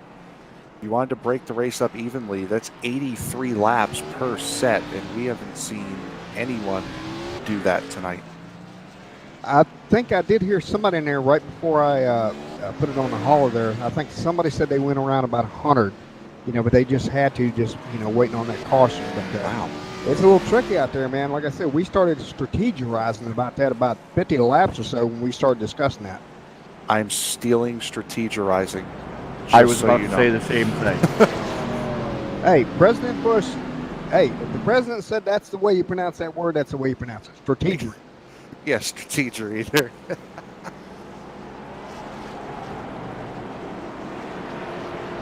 Anyways. I'm stealing that. And by the way, just give that extra set of tires, you take off 21 laps off the tire life. So that's instead of forcing yourself to go 83 laps, you instead have to only go 62 and a half to cut the race up evenly. Yeah, because you can see, you can look up there right now, the ones everybody's at right now. If they had another set, you wouldn't be seeing those high numbers right now. Yeah. As Tanner Coster inherits lead as Kyle Gilbert goes pit side to pick up his last set of tires, as did Mark Jenkins, Mark McFadden, and Jeff Hollingsworth all going pit side. So Tanner Coster, Matt Tyrrell, Bentley Glazer, Nate Siefker, Ronnie Osmer, Lonnie Barrington, Tyler Vickery up into the top 10, sitting 7th. Dylan Workman, after a atrocious night, currently sitting in 8th. Ty Harris in 9th, and Devin Doss rounding out your top 10. As the lights are out on the Mustang GT500 pace car, the official pace car of iRacing, field works its way down the back straightaway. Coster going to have the button. The question is, what does he have for Matt Tyrrell? As we all know, Tyrrell has fresher tires. But has Tyrrell burned all of his tires already? As pace car is in, and Coster gets it pointed straight, pulls the trigger, and we are back underway. Yeah, this is the first time we've seen Coster lead a restart, and a solid one there, but not able to break away from the rest of the field from what we've seen from everybody else. And here comes Tyler Vickery on the inside of Lonnie Barrington as well. So Vickery looking to make some headway, getting into the top 6 as Tyrrell looks to the inside, thinks better of it going into 1. Coster still holds the lead, but he's got a pack of angry dogs behind him. One slip up, and here it goes. Tyrrell keeps looking to the inside. Coster, nerves of steel right now, sideways off the board. I'm noticing something with Tyrrell. I think he's being a little bit more patient with Coster than he was being with Jenkins. I'm not sure why, but he would have thrown it in a little bit harder as Coster blows turn 3. He would have thrown it in on Jenkins already, where he has not done yet on Coster. Well, I'll tell you exactly why he hasn't. Look what's behind him. Very true. And he's just allowed it through.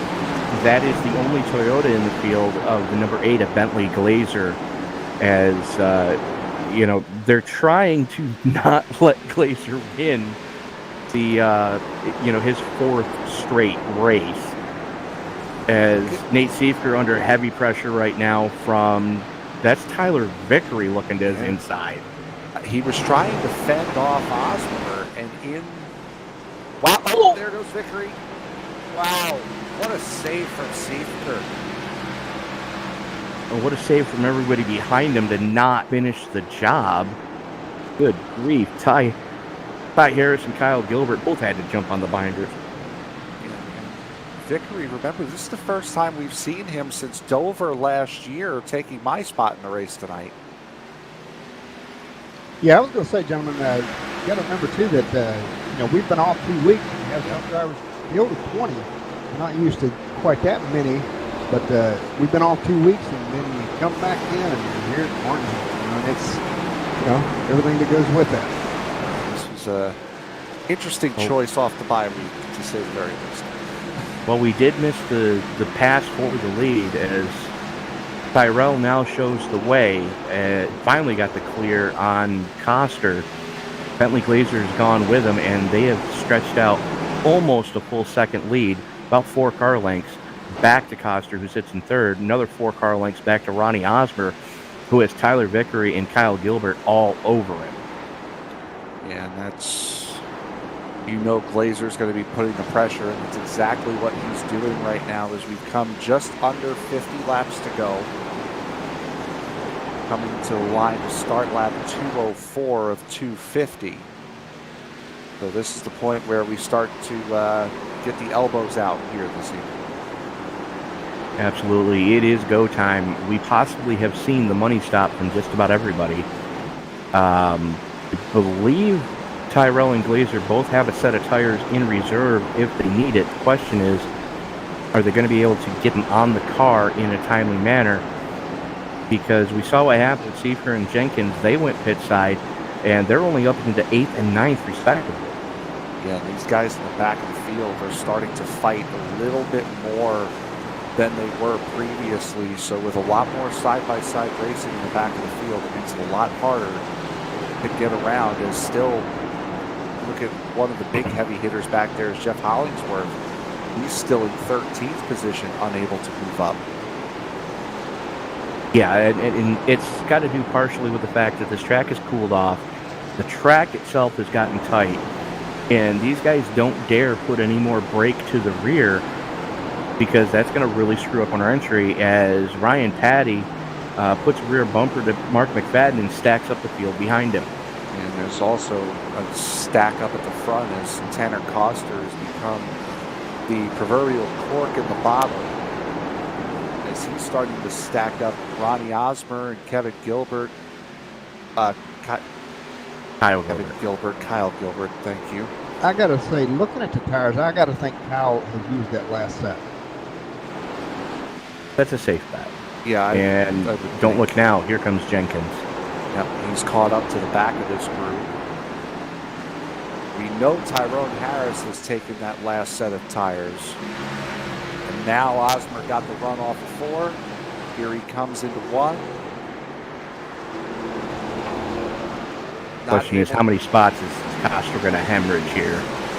He's going to fall back behind Jenkins, so at least 4. And I would have to assume with how close Harris is, it's going to be 5. He's hanging tough on that second lane. Yeah, he's fighting it. Without a doubt, he's fighting it. Oh, there it is. He's going to lose that. As Gilbert looks to the inside now as they work their way through the 3-4 complex.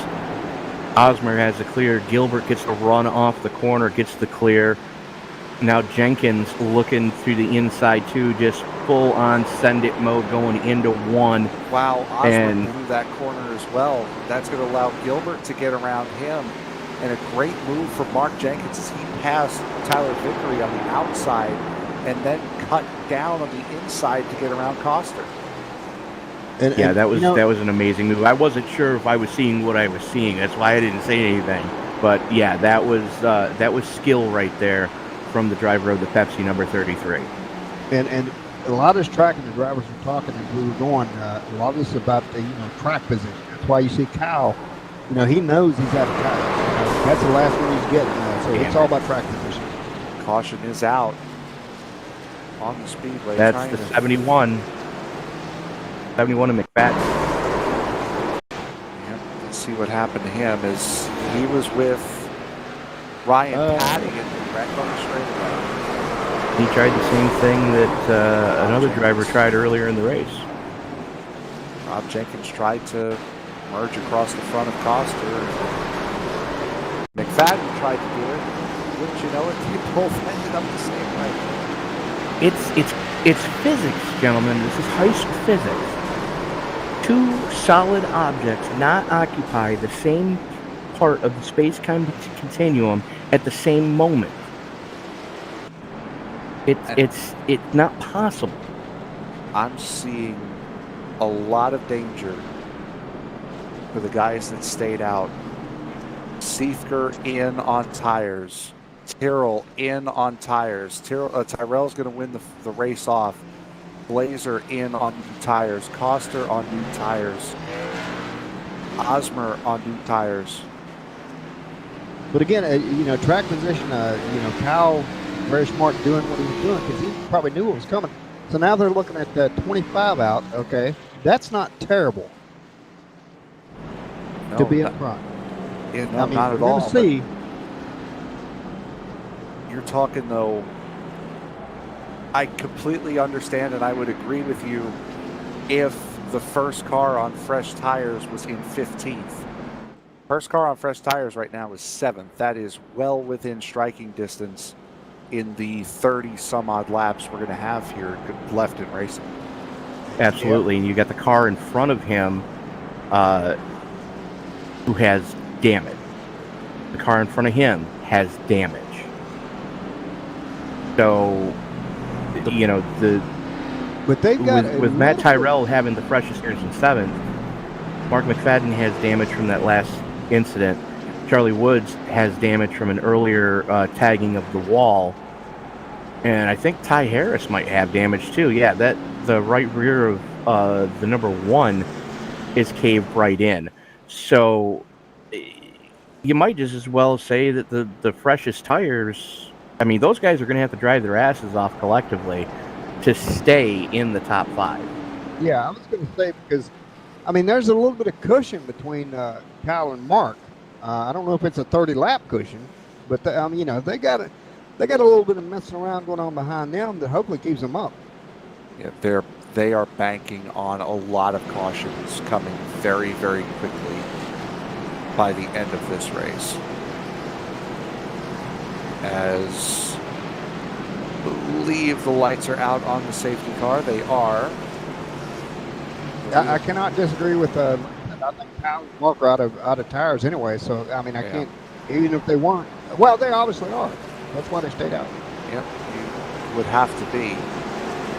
As Gilbert takes them down for the restart, we're back racing here as we begin lap 218. So 33 laps to go here at Martinsville, and already look at the 3 cars that we all said had damage immediately essentially just moving over and letting Tyrrell right on through.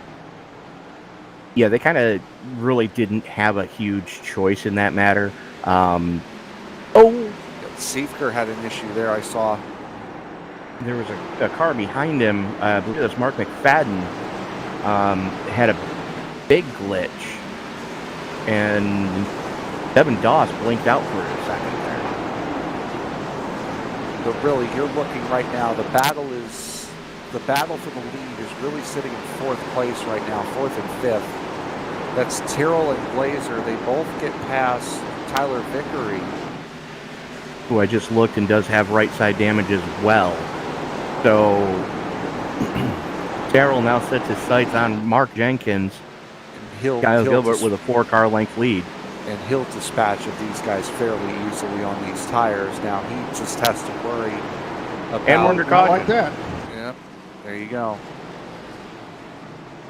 Another thing, gentlemen, is when you're doing these single file restarts, if you're about P8 and behind, you're starting in the turn. Yep. And that's that was a huge Pat issue. Switch just hitting on it a little too presumptively coming off before. You were saying apologies. Oh no, I was just saying another thing to remember is whenever you're starting single file, if you're P8 and behind, basically you're starting in a turn. So that slows you up a little bit, but didn't seem to slow these gentlemen up too much. Might have caused some of those issues though.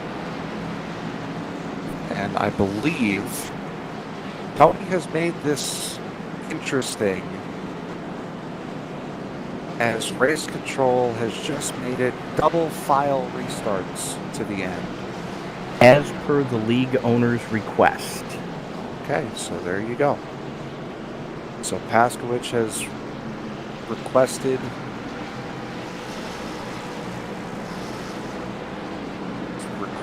double file restarts as Vickery takes it pit side. And I can tell you that when we went to single file restarts, a lot of people questioned that on the track, but it was absolutely the right move because that settled the race down. But, that was exactly why I did it. That's probably the way it should be. That was exactly why I did it, because I've seen it in other series that I broadcast and race control for. You get guys stacked up way too quickly with a double file restart, but considering that we're going to be restarting with 25 to go roughly,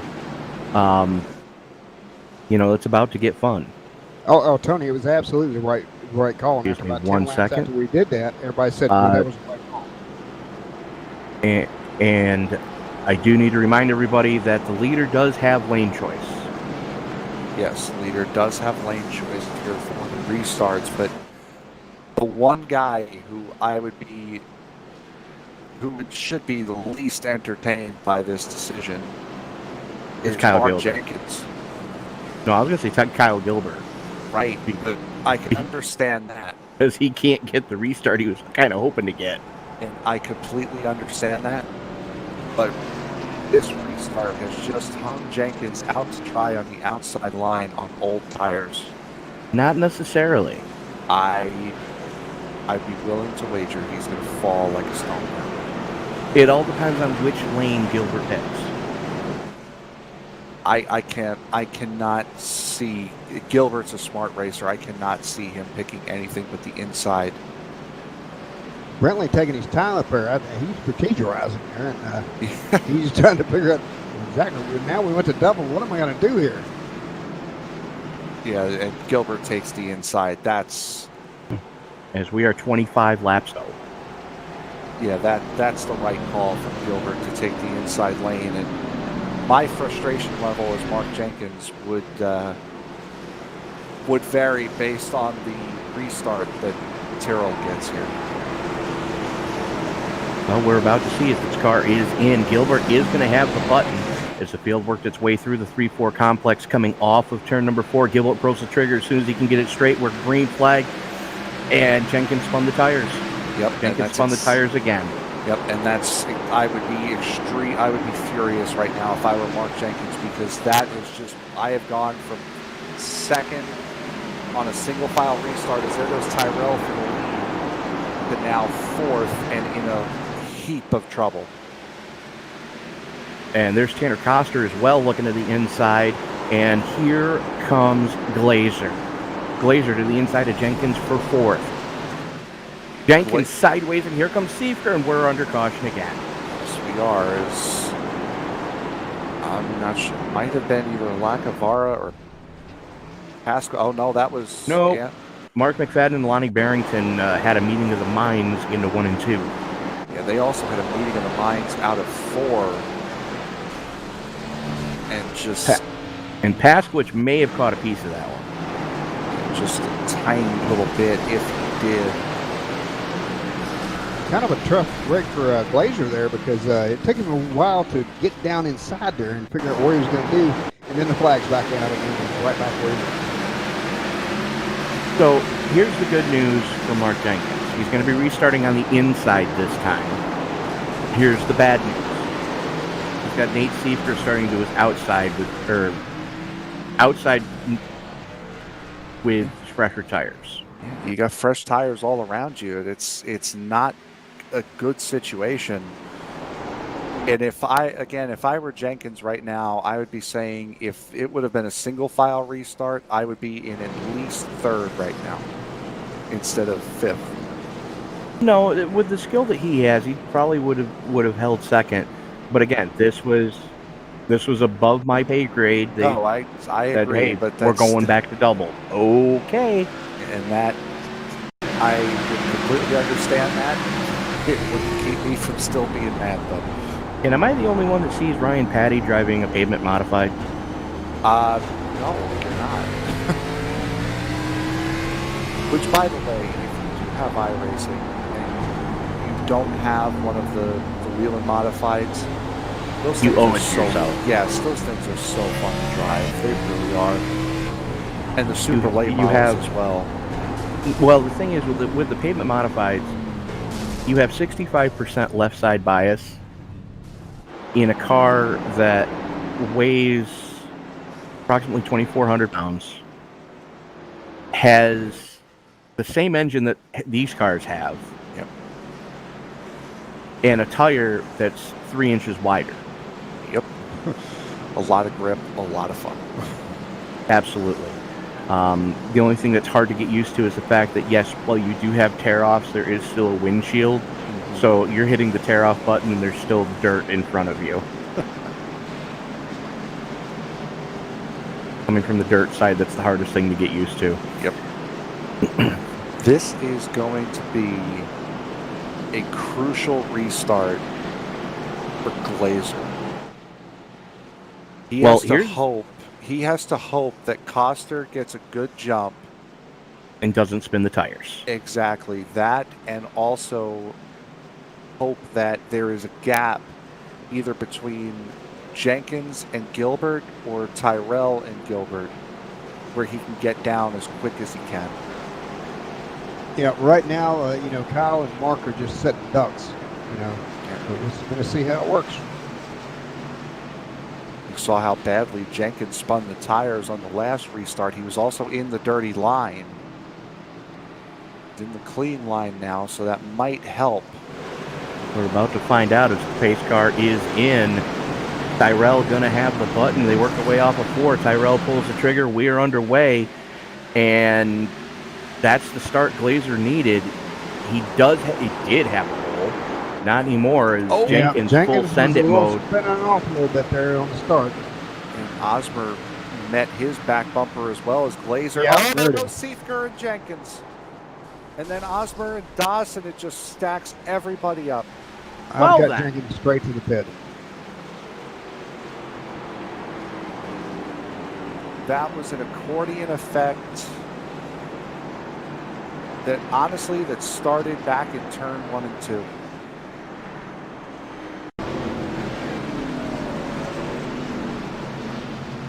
Seifker gets a great run out of 2, tries to dive it in on Jenkins who has old tires, and then it just stacks everybody up behind him. And Bob Lacabara caught a piece of that one when Ronnie Osmer backed up into it. And Jeff Hollingsworth has put it on the hauler. I was just going to say that Hollingsworth has called it a night after that. Yeah, and I actually heard a little frustration out of Bob there. Bob was pretty much like a hit and went on the plane a lot, but a little frustration in his voice there after that. Well, you can understand that because when oh, jeez. Can we go back and take a look at what just happened to Hollingsworth at the start of that incident? Sure. He got hip checked by Pasky. And the hit that he just took going into turn number 3. Thank God this is a simulator, because that definitely would have been a basilar skull fracture.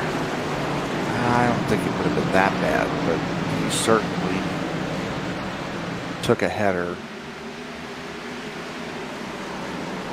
So rack him, stack him, and we're going to do it again.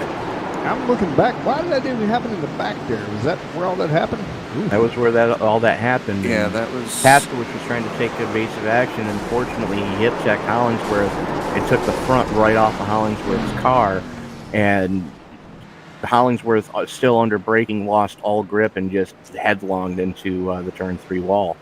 That's also Pasky trying to clear Tyler Vickery, who was in the middle of that going into the corner, so he might have driven it in a little bit harder than he normally would to begin with. Trying to clear the 24, and just couldn't clear him and keep the car straight. As we stay double file as per request here. might be restarting with 10 to go. Roughly. Which I would Lights go out hazard here. to guess. Yep. Lights go out, so it'll be 11 to go when we restart. I would hazard a guess this is not going to be our last restart. No, because we do have green-white checks. And so it's Tyrell and Coster, Glazer and Gilbert, Patty and Seifker, your top 6. Again, Glazer just kind of a sitting duck now as he has to wait for Coster to go and hopefully not tires as the field worked its way through the 3-4 complex. The pace car is in. Tyrell pulls the trigger and Pasky goes around. And they're Oh, rack 'em and stack 'em, and here we go again. Mark Jenkins has called it a night as well after that last incident, so he is done. I had estimated, and I told the guys in the chat, there were probably 5 people putting on a hauler, and I guess I'm one of them. So is that 5? I guess it's 4. So would that be a conflict of interest then on your part? Yes, it probably would. So, caution number 19. Oh, We are only 4 away from the record. as you do. Well, unfortunately, I don't think we have enough time left in the race to get to 4 more cautions. And this race will definitely finish under laps. We still have not hit the 2-hour mark on the race time. So this will definitely be a lap finish. Car's slowing down to let the safety car catch up and go by.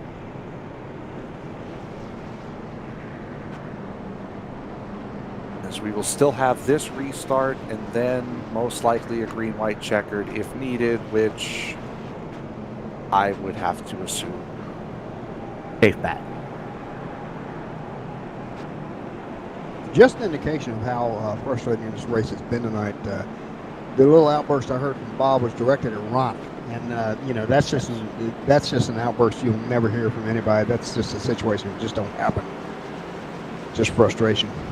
Yeah, Bob Lacavara, one of the most calm, cool, and collected drivers you're ever going to meet. And I would like to point out the first ever Pasky's Cardiac Racing Series Xfinity Series champion. Yes, he was, and he did not win a race that season. He won it through attrition. He pointed his way to the championship with 0 wins. So good on you, Bob, for that. It's just, dogged determination and consistency. And that's something that Frank, you and I talked about at the beginning of this thing. You've got to be consistent. And Bob Lacavara during that first run for these cars was the epitome of consistency. Top 5 and top 10 every week. That would be the Matt Crafton Award, I believe. Yes. And that's honestly, that's the way racing and points racing should be. It should be a show of consistency and not just who can win the most.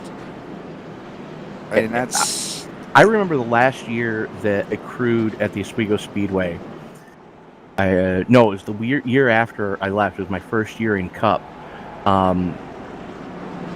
A driver named Tim Guru, driving the 05, did not win a single race that season, but won the points championship because he was able to top 5 and top 10 week in and week out. And that's the way it should be. It's not just... to win a championship is not just a 10-week sprint. It's a 36-race marathon.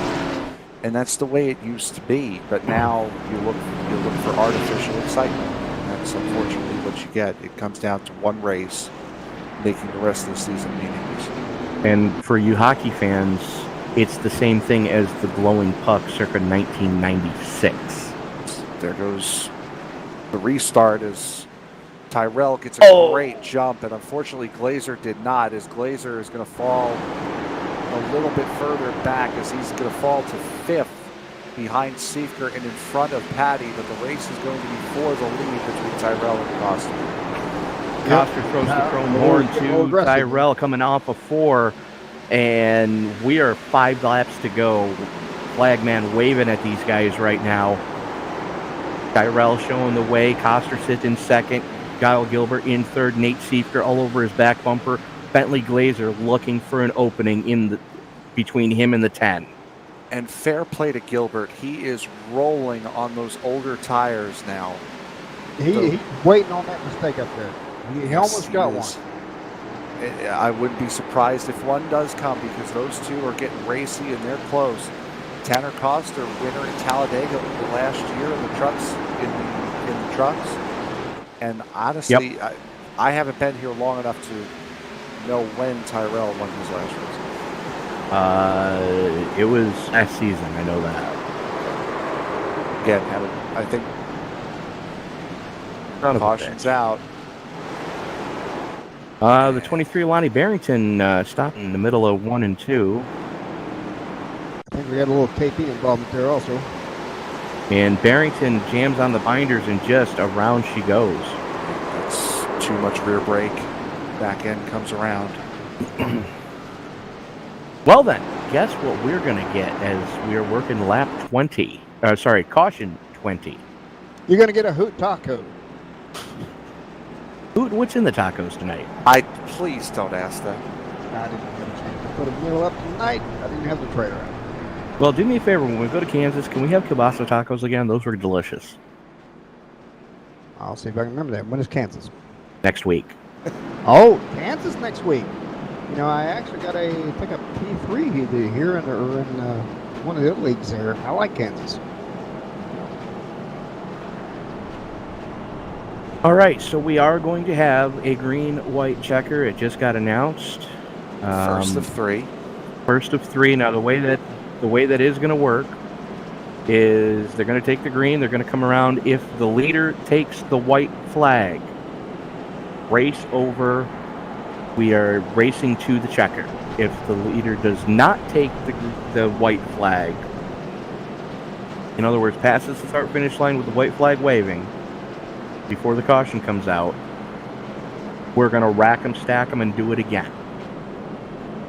Hey, but I was going to mention what Frank said earlier about letting these teams race it out every year.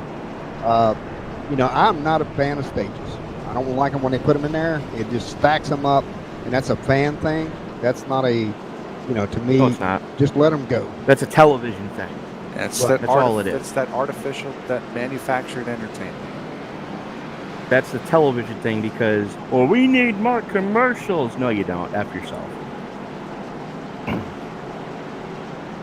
Run it side by side like do, with a lot of other sports.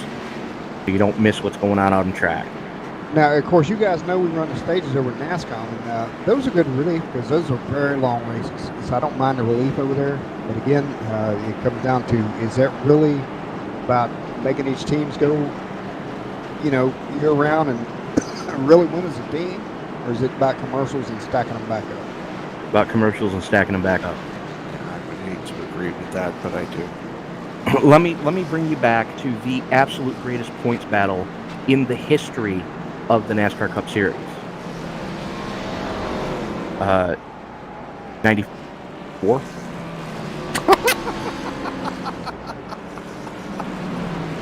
And you laugh? It's just the way you said it. Let me bring you back to 94? I want to make sure I'm checking my brain to make sure I've got the right year. Coming into the final race, you had Dale Earnhardt Sr., Bill Elliott, Harry Gant, and Alan Kulwicki, all with a mathematical chance. I think you're wrong on Kulwicki. It was the year Kulwicki won. Oh, that would have been 92. Okay. Then it was 92. I knew I was in high school. I couldn't remember which year. So 92, you had four drivers coming into the final race.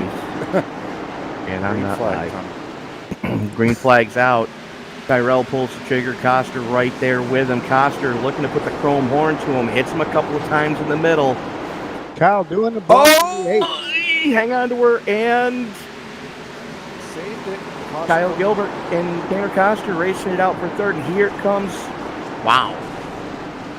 Big shot from Glazer, but this is Tyrell versus. That's actually going to cost Tanner because he got on the outside there, and he's not going to be able to keep Laser off now. And that'll do it. So Coster hanging on for the win. Kyle Gilbert, That would sorry, be Tyrell for the win. Coster for second. Gilbert for Bentley Glazer. The streak is broken. He finishes in fourth, and Nate Seifker rounding out your top five.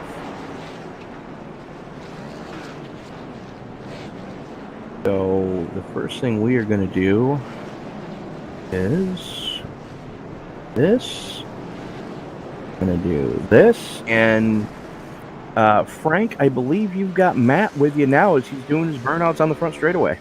I do. Matthew, congratulations, bud. Thank you so much. I'm glad I got this opportunity to be able to come back and race one. Now, okay, first quick question for me, because Sam pronounced it Tyrrell, Pat's Tyrell. Which one is it? Sam would be correct. It is Tyrrell. Oh, so Tyrrell. Okay, so we apologize for saying I your name wrong apologize. all night long. No problem. It's of Irish descent, so it's a common mispronunciation. There you go. Okay. So So kind of like Frank Terrell. Okay. Fair enough. So all race long, you were fighting with Mark Jenkins. You came in to pit right at the very end there. What were you looking for coming out of the pits for that last restart? I was looking to make sure I had good tires. I wanted to kind of short pitted at the beginning of the race, so I was down on tires. Mark and I were, but just kind of making sure to conserve tire and make sure I had the best tires at the end. Now, take us through that last restart, and Coster was right on you, made a little bit of a mistake coming out of turn 4. Did you think that you were going to have to fight Coster the entire way? I knew I kind of was beating myself up when it felt like a normal breaking point. Felt like, oh, this is fine, and then I was going straight towards the wall. So it was a little interesting. But when he got to my inside, I'm like, well, I knew from a couple other battles throughout the race that the outside can work early, but I'm glad things kind of worked out in my favor, and I'm glad to get back in victory lane. So going into Kansas next week, a completely different style racetrack. What's your confidence level going into Kansas? Well, the rest of my season here is going to be kind of up in the air due to just outside stuff, but I think those guys are going to have a lot of fun. It's a really fun racetrack. Won there last season, so I think everyone, it's going to be real fast. It's going to be real racy. I think everyone's going to have a good time. All right, anyone you want to thank before we let you go celebrate?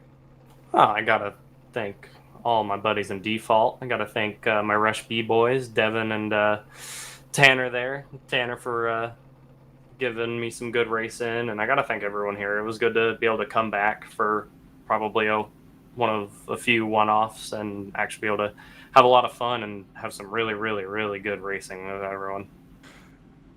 Well, we thank you very much for showing up here tonight. You did about as good as you could. Matthew Tyrrell, congratulations. Thank you so much, guys. Yeah, and for anybody that didn't know, Matt is actually out there while the fires are going on. That's why he was able to get in here tonight, because kind of got put off for working it, so he was able to race tonight. Yeah, that's a scary, scary thought. I used to live out in Southern California, so I know those fires well. As I believe Tony, I think he might have found Tanner Coster down there. Tony, I believe. I have, as Tanner Coster taking his helmet off now. Tanner, I know it wasn't the finish you were hoping for, but all things considered, what a hell of a race, sir. Yeah, I really love this place. It tends to bring what we had here, which is a lot of cautions, and I did like the little green flag runs we got, but I usually feel like when I come here that, I will be in a position where I'll have a shot at it at least. And I really like the tire strategy where you kind of have to play with that a little more, and you don't always have fresh tires. And I mean, besides the one little incident, my car kept it fairly clean tonight, but I definitely wasn't going to wreck Matthew, but I was definitely going to put a bumper to him if I had a shot. And I was really mad at myself when I saw him miss turn 1 and I got to him, and then I messed up my turn 4 and got a little throttle happy. But all in all, a second place finish is nothing to complain about. So it was fun. Well, you mentioned the tire strategy. That was something we were talking about up here earlier in the race, that we were thinking maybe the officials might have been a little more lenient and giving you guys one more set of tires, considering that it was 250 laps. But you guys made it work tonight. I thought it was spot on. Around here it's tough because you lose so much track position to get tires anyway. But no, I thought it was good where you kind of had to play whether or not you wanted to have the track position at the end, or if you wanted to wait a little longer and get the fresh tires to have a better run at the end, which is what I did. And Kyle pit a caution or two before, and he hung right there. But I think a little bit fresher rubber at the end was the way to go. But no, I thought 4 sets was about right. Well, next week the series moves to the home of Dorothy Toto, and the name of arguably one of the best prog rock bands in history. We go to the Kansas Motor Speedway. Your thoughts going to that one next week? I Under, really like under the Kansas lights, I as might well. add. Yeah, it's fun at night.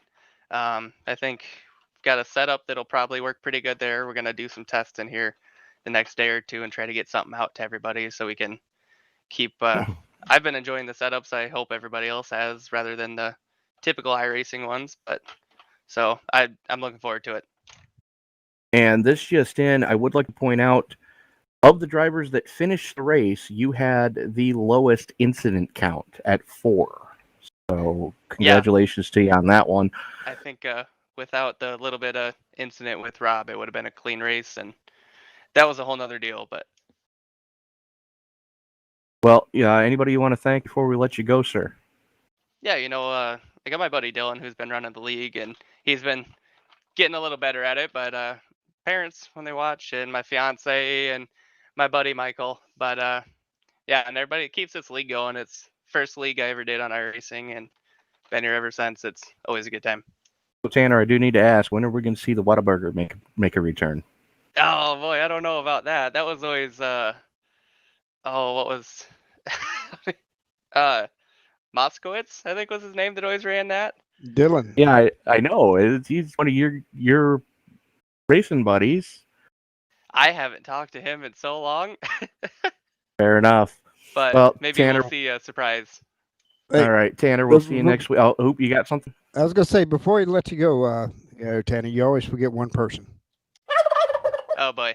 Well, it's really, I gotta give a big shout out to the meth. It just gets me amped up, driving fast. I don't think I could be as quick as I could without a. And there goes our monetization. Thanks, guys. Tanner, we'll see you next week at Kansas. Thank you, buddy. And that was Tanner Koster, and I think Frank has finally made his way to Kyle Gilbert. Correct me if I'm wrong, Frank. I do, yes. Kyle Gilbert, 3rd place finish tonight on probably the oldest set of tires. How difficult was it to keep those guys behind you? I just had to check up entry into turns and make sure I was able to guard the inside on entry, and so I could get a good run out without being threatened on the inside. Was just magically able to hold them off. What was your thoughts when you're leading the race? You have one car with the same tires between you and fresh tires, and then the race switches over to to double file restarts again. I knew I was in trouble. I knew if we kept my plan was for having the old tires was the single file restarts, but that didn't pan out. I knew once that happened that I was in trouble and I was in fighting mode at that point. So we go into Kansas next week. What are your thoughts going into one of the D-shaped ovals? Kansas is by far my favorite track. Hopefully I don't spin it on on lap 1, turn 4 this time. That'll be great. Hopefully, I can stay straight on the first lap and get going, get me a good start, and contend for my first win of the year. All right. Anyone you want to thank before we let you go, Kyle? You guys for broadcasting, Sam for putting the league on, Tony for adminning for us, Team Default. We get to have fun in there, and yeah, words. We get to just have fun in there and talk the whole race. By the way, Kyle, I would like to point out that you can blame KP for the decision to go double file. It is what it is. I may not have even been able to hold them off if it was single file. I just thought I was getting good enough restarts to maybe hold them off. Now, if I can ask one last thing before we let you go there, Kyle. That number 8, you did an awesome job holding him off her. And I guess that's just what you had to do there. But he kept it clean, and you kept him down. How'd that feel? Yeah, I've raced Bentley a lot, and we've always had some good races. And I trusted that I could race hard, and he could race hard, and we wouldn't make any contact. And to his credit, he never touched me, and we had a good, clean finish. Yeah, I mean, there at the end, I mean, I know he had the tires on you, and you were just holding on there, and you did an awesome. I mean, people can call it blocking, but that's just racing, and you did it right, and he understood what you were doing, and that turned out awesome. Yeah, I was worried whenever I went to Tanner's outside. I was worried that was going to cost me third place, but I was able to hold it and drag race to the start-finish line in front of him. Well, for what it's worth, you helped break the streak. 3 starts, 3 wins for Glazer, and he was not able to put it on the podium tonight. So you had a hand in helping breaking that streak of his. I mean, he was fast, but I don't think even if he would have got past me, I don't think he could have got to Matt. Matt was just too strong. All right. Well, there is your third place finisher and biggest mover of the race, having started back in 19th position. Kyle Gilbert, congratulations, bud. Thank you. Yeah, that spin on both qualifying laps really put me to a disadvantage. Yeah, well, it ended up working out for you. Thank you, guys. So that was your defending series champion, Kyle Gilbert, finishing third tonight. Hats off to Matt Tyrrell. Started in 8th and just climbed his way through the field. Tanner Koster consistently at the front all night long. Kyle Gilbert started at the tail end of this thing and was able to just claw his way to the front of this field. Yes, there was a lot of cautions, but in between those, we did see some pretty good racing, guys. Yeah, we had a decent run in there, a couple of decent runs where you could see which cars were really, which ones were able to move up and which ones were struggling and having issue. And by the way, you had mentioned about Kyle Gilbert moving up. How about Ryan Patty? Started 18th, finishing 6th. Tyler Vickery, his first race since Dover last year, finishes 8th. And the guy who had probably the most eventful night out of anyone, Dylan Workman, getting a top 10 finish. So a lot of great racing and a lot of good finishes from guys that have had issues tonight. Well, how about Kevin Pasky, his first? Charlie Woods too. He actually moved up and was steady moving. Made it up to I think about a P6 at one point. But he struggled early, but he was having some good moves tonight. And how about Kevin Paskowitz, who started 12th in his first race back with the series in about a month? Post the top 10. So great drives from a lot of these guys, able to keep them out of trouble. Some guys a little more than others, but all in all, I can't really complain about the action we saw under green here tonight. Yeah, no, you really can't, especially for Martinsville. This was about as good as you can get. So, real quick, we're going to run down the finishing order. We got Matt Tyrrell coming home with the victory. Tanner Koster hanging on for second. Kyle Gilbert for third. Bentley Glazer, the streak is broken as he comes home in fourth. Nate Siefker rounding out your top five. Ryan Patty in sixth. Ronnie Osmer in seventh. Eighth going to Tyler Vickery in his first race back in a little over a season. Dylan Workman coming home in ninth. And Pasky rounding out your top 10. Frank? Yep, that will leave Devin Doss in 11th, Tyrone Harris 12th, Charlie Woods in 13th, Mark McFadden 14th, Lonnie Barrington 15th, finishing 2 laps down in 16th, Bob Lacavara, finishing 17th, Mark Jenkins, Jeff Hollingsworth, those who called it nights early. Our good buddy Hoot Baker finishing 19th. And I was going to ask you to cut off about P15, but it's all good.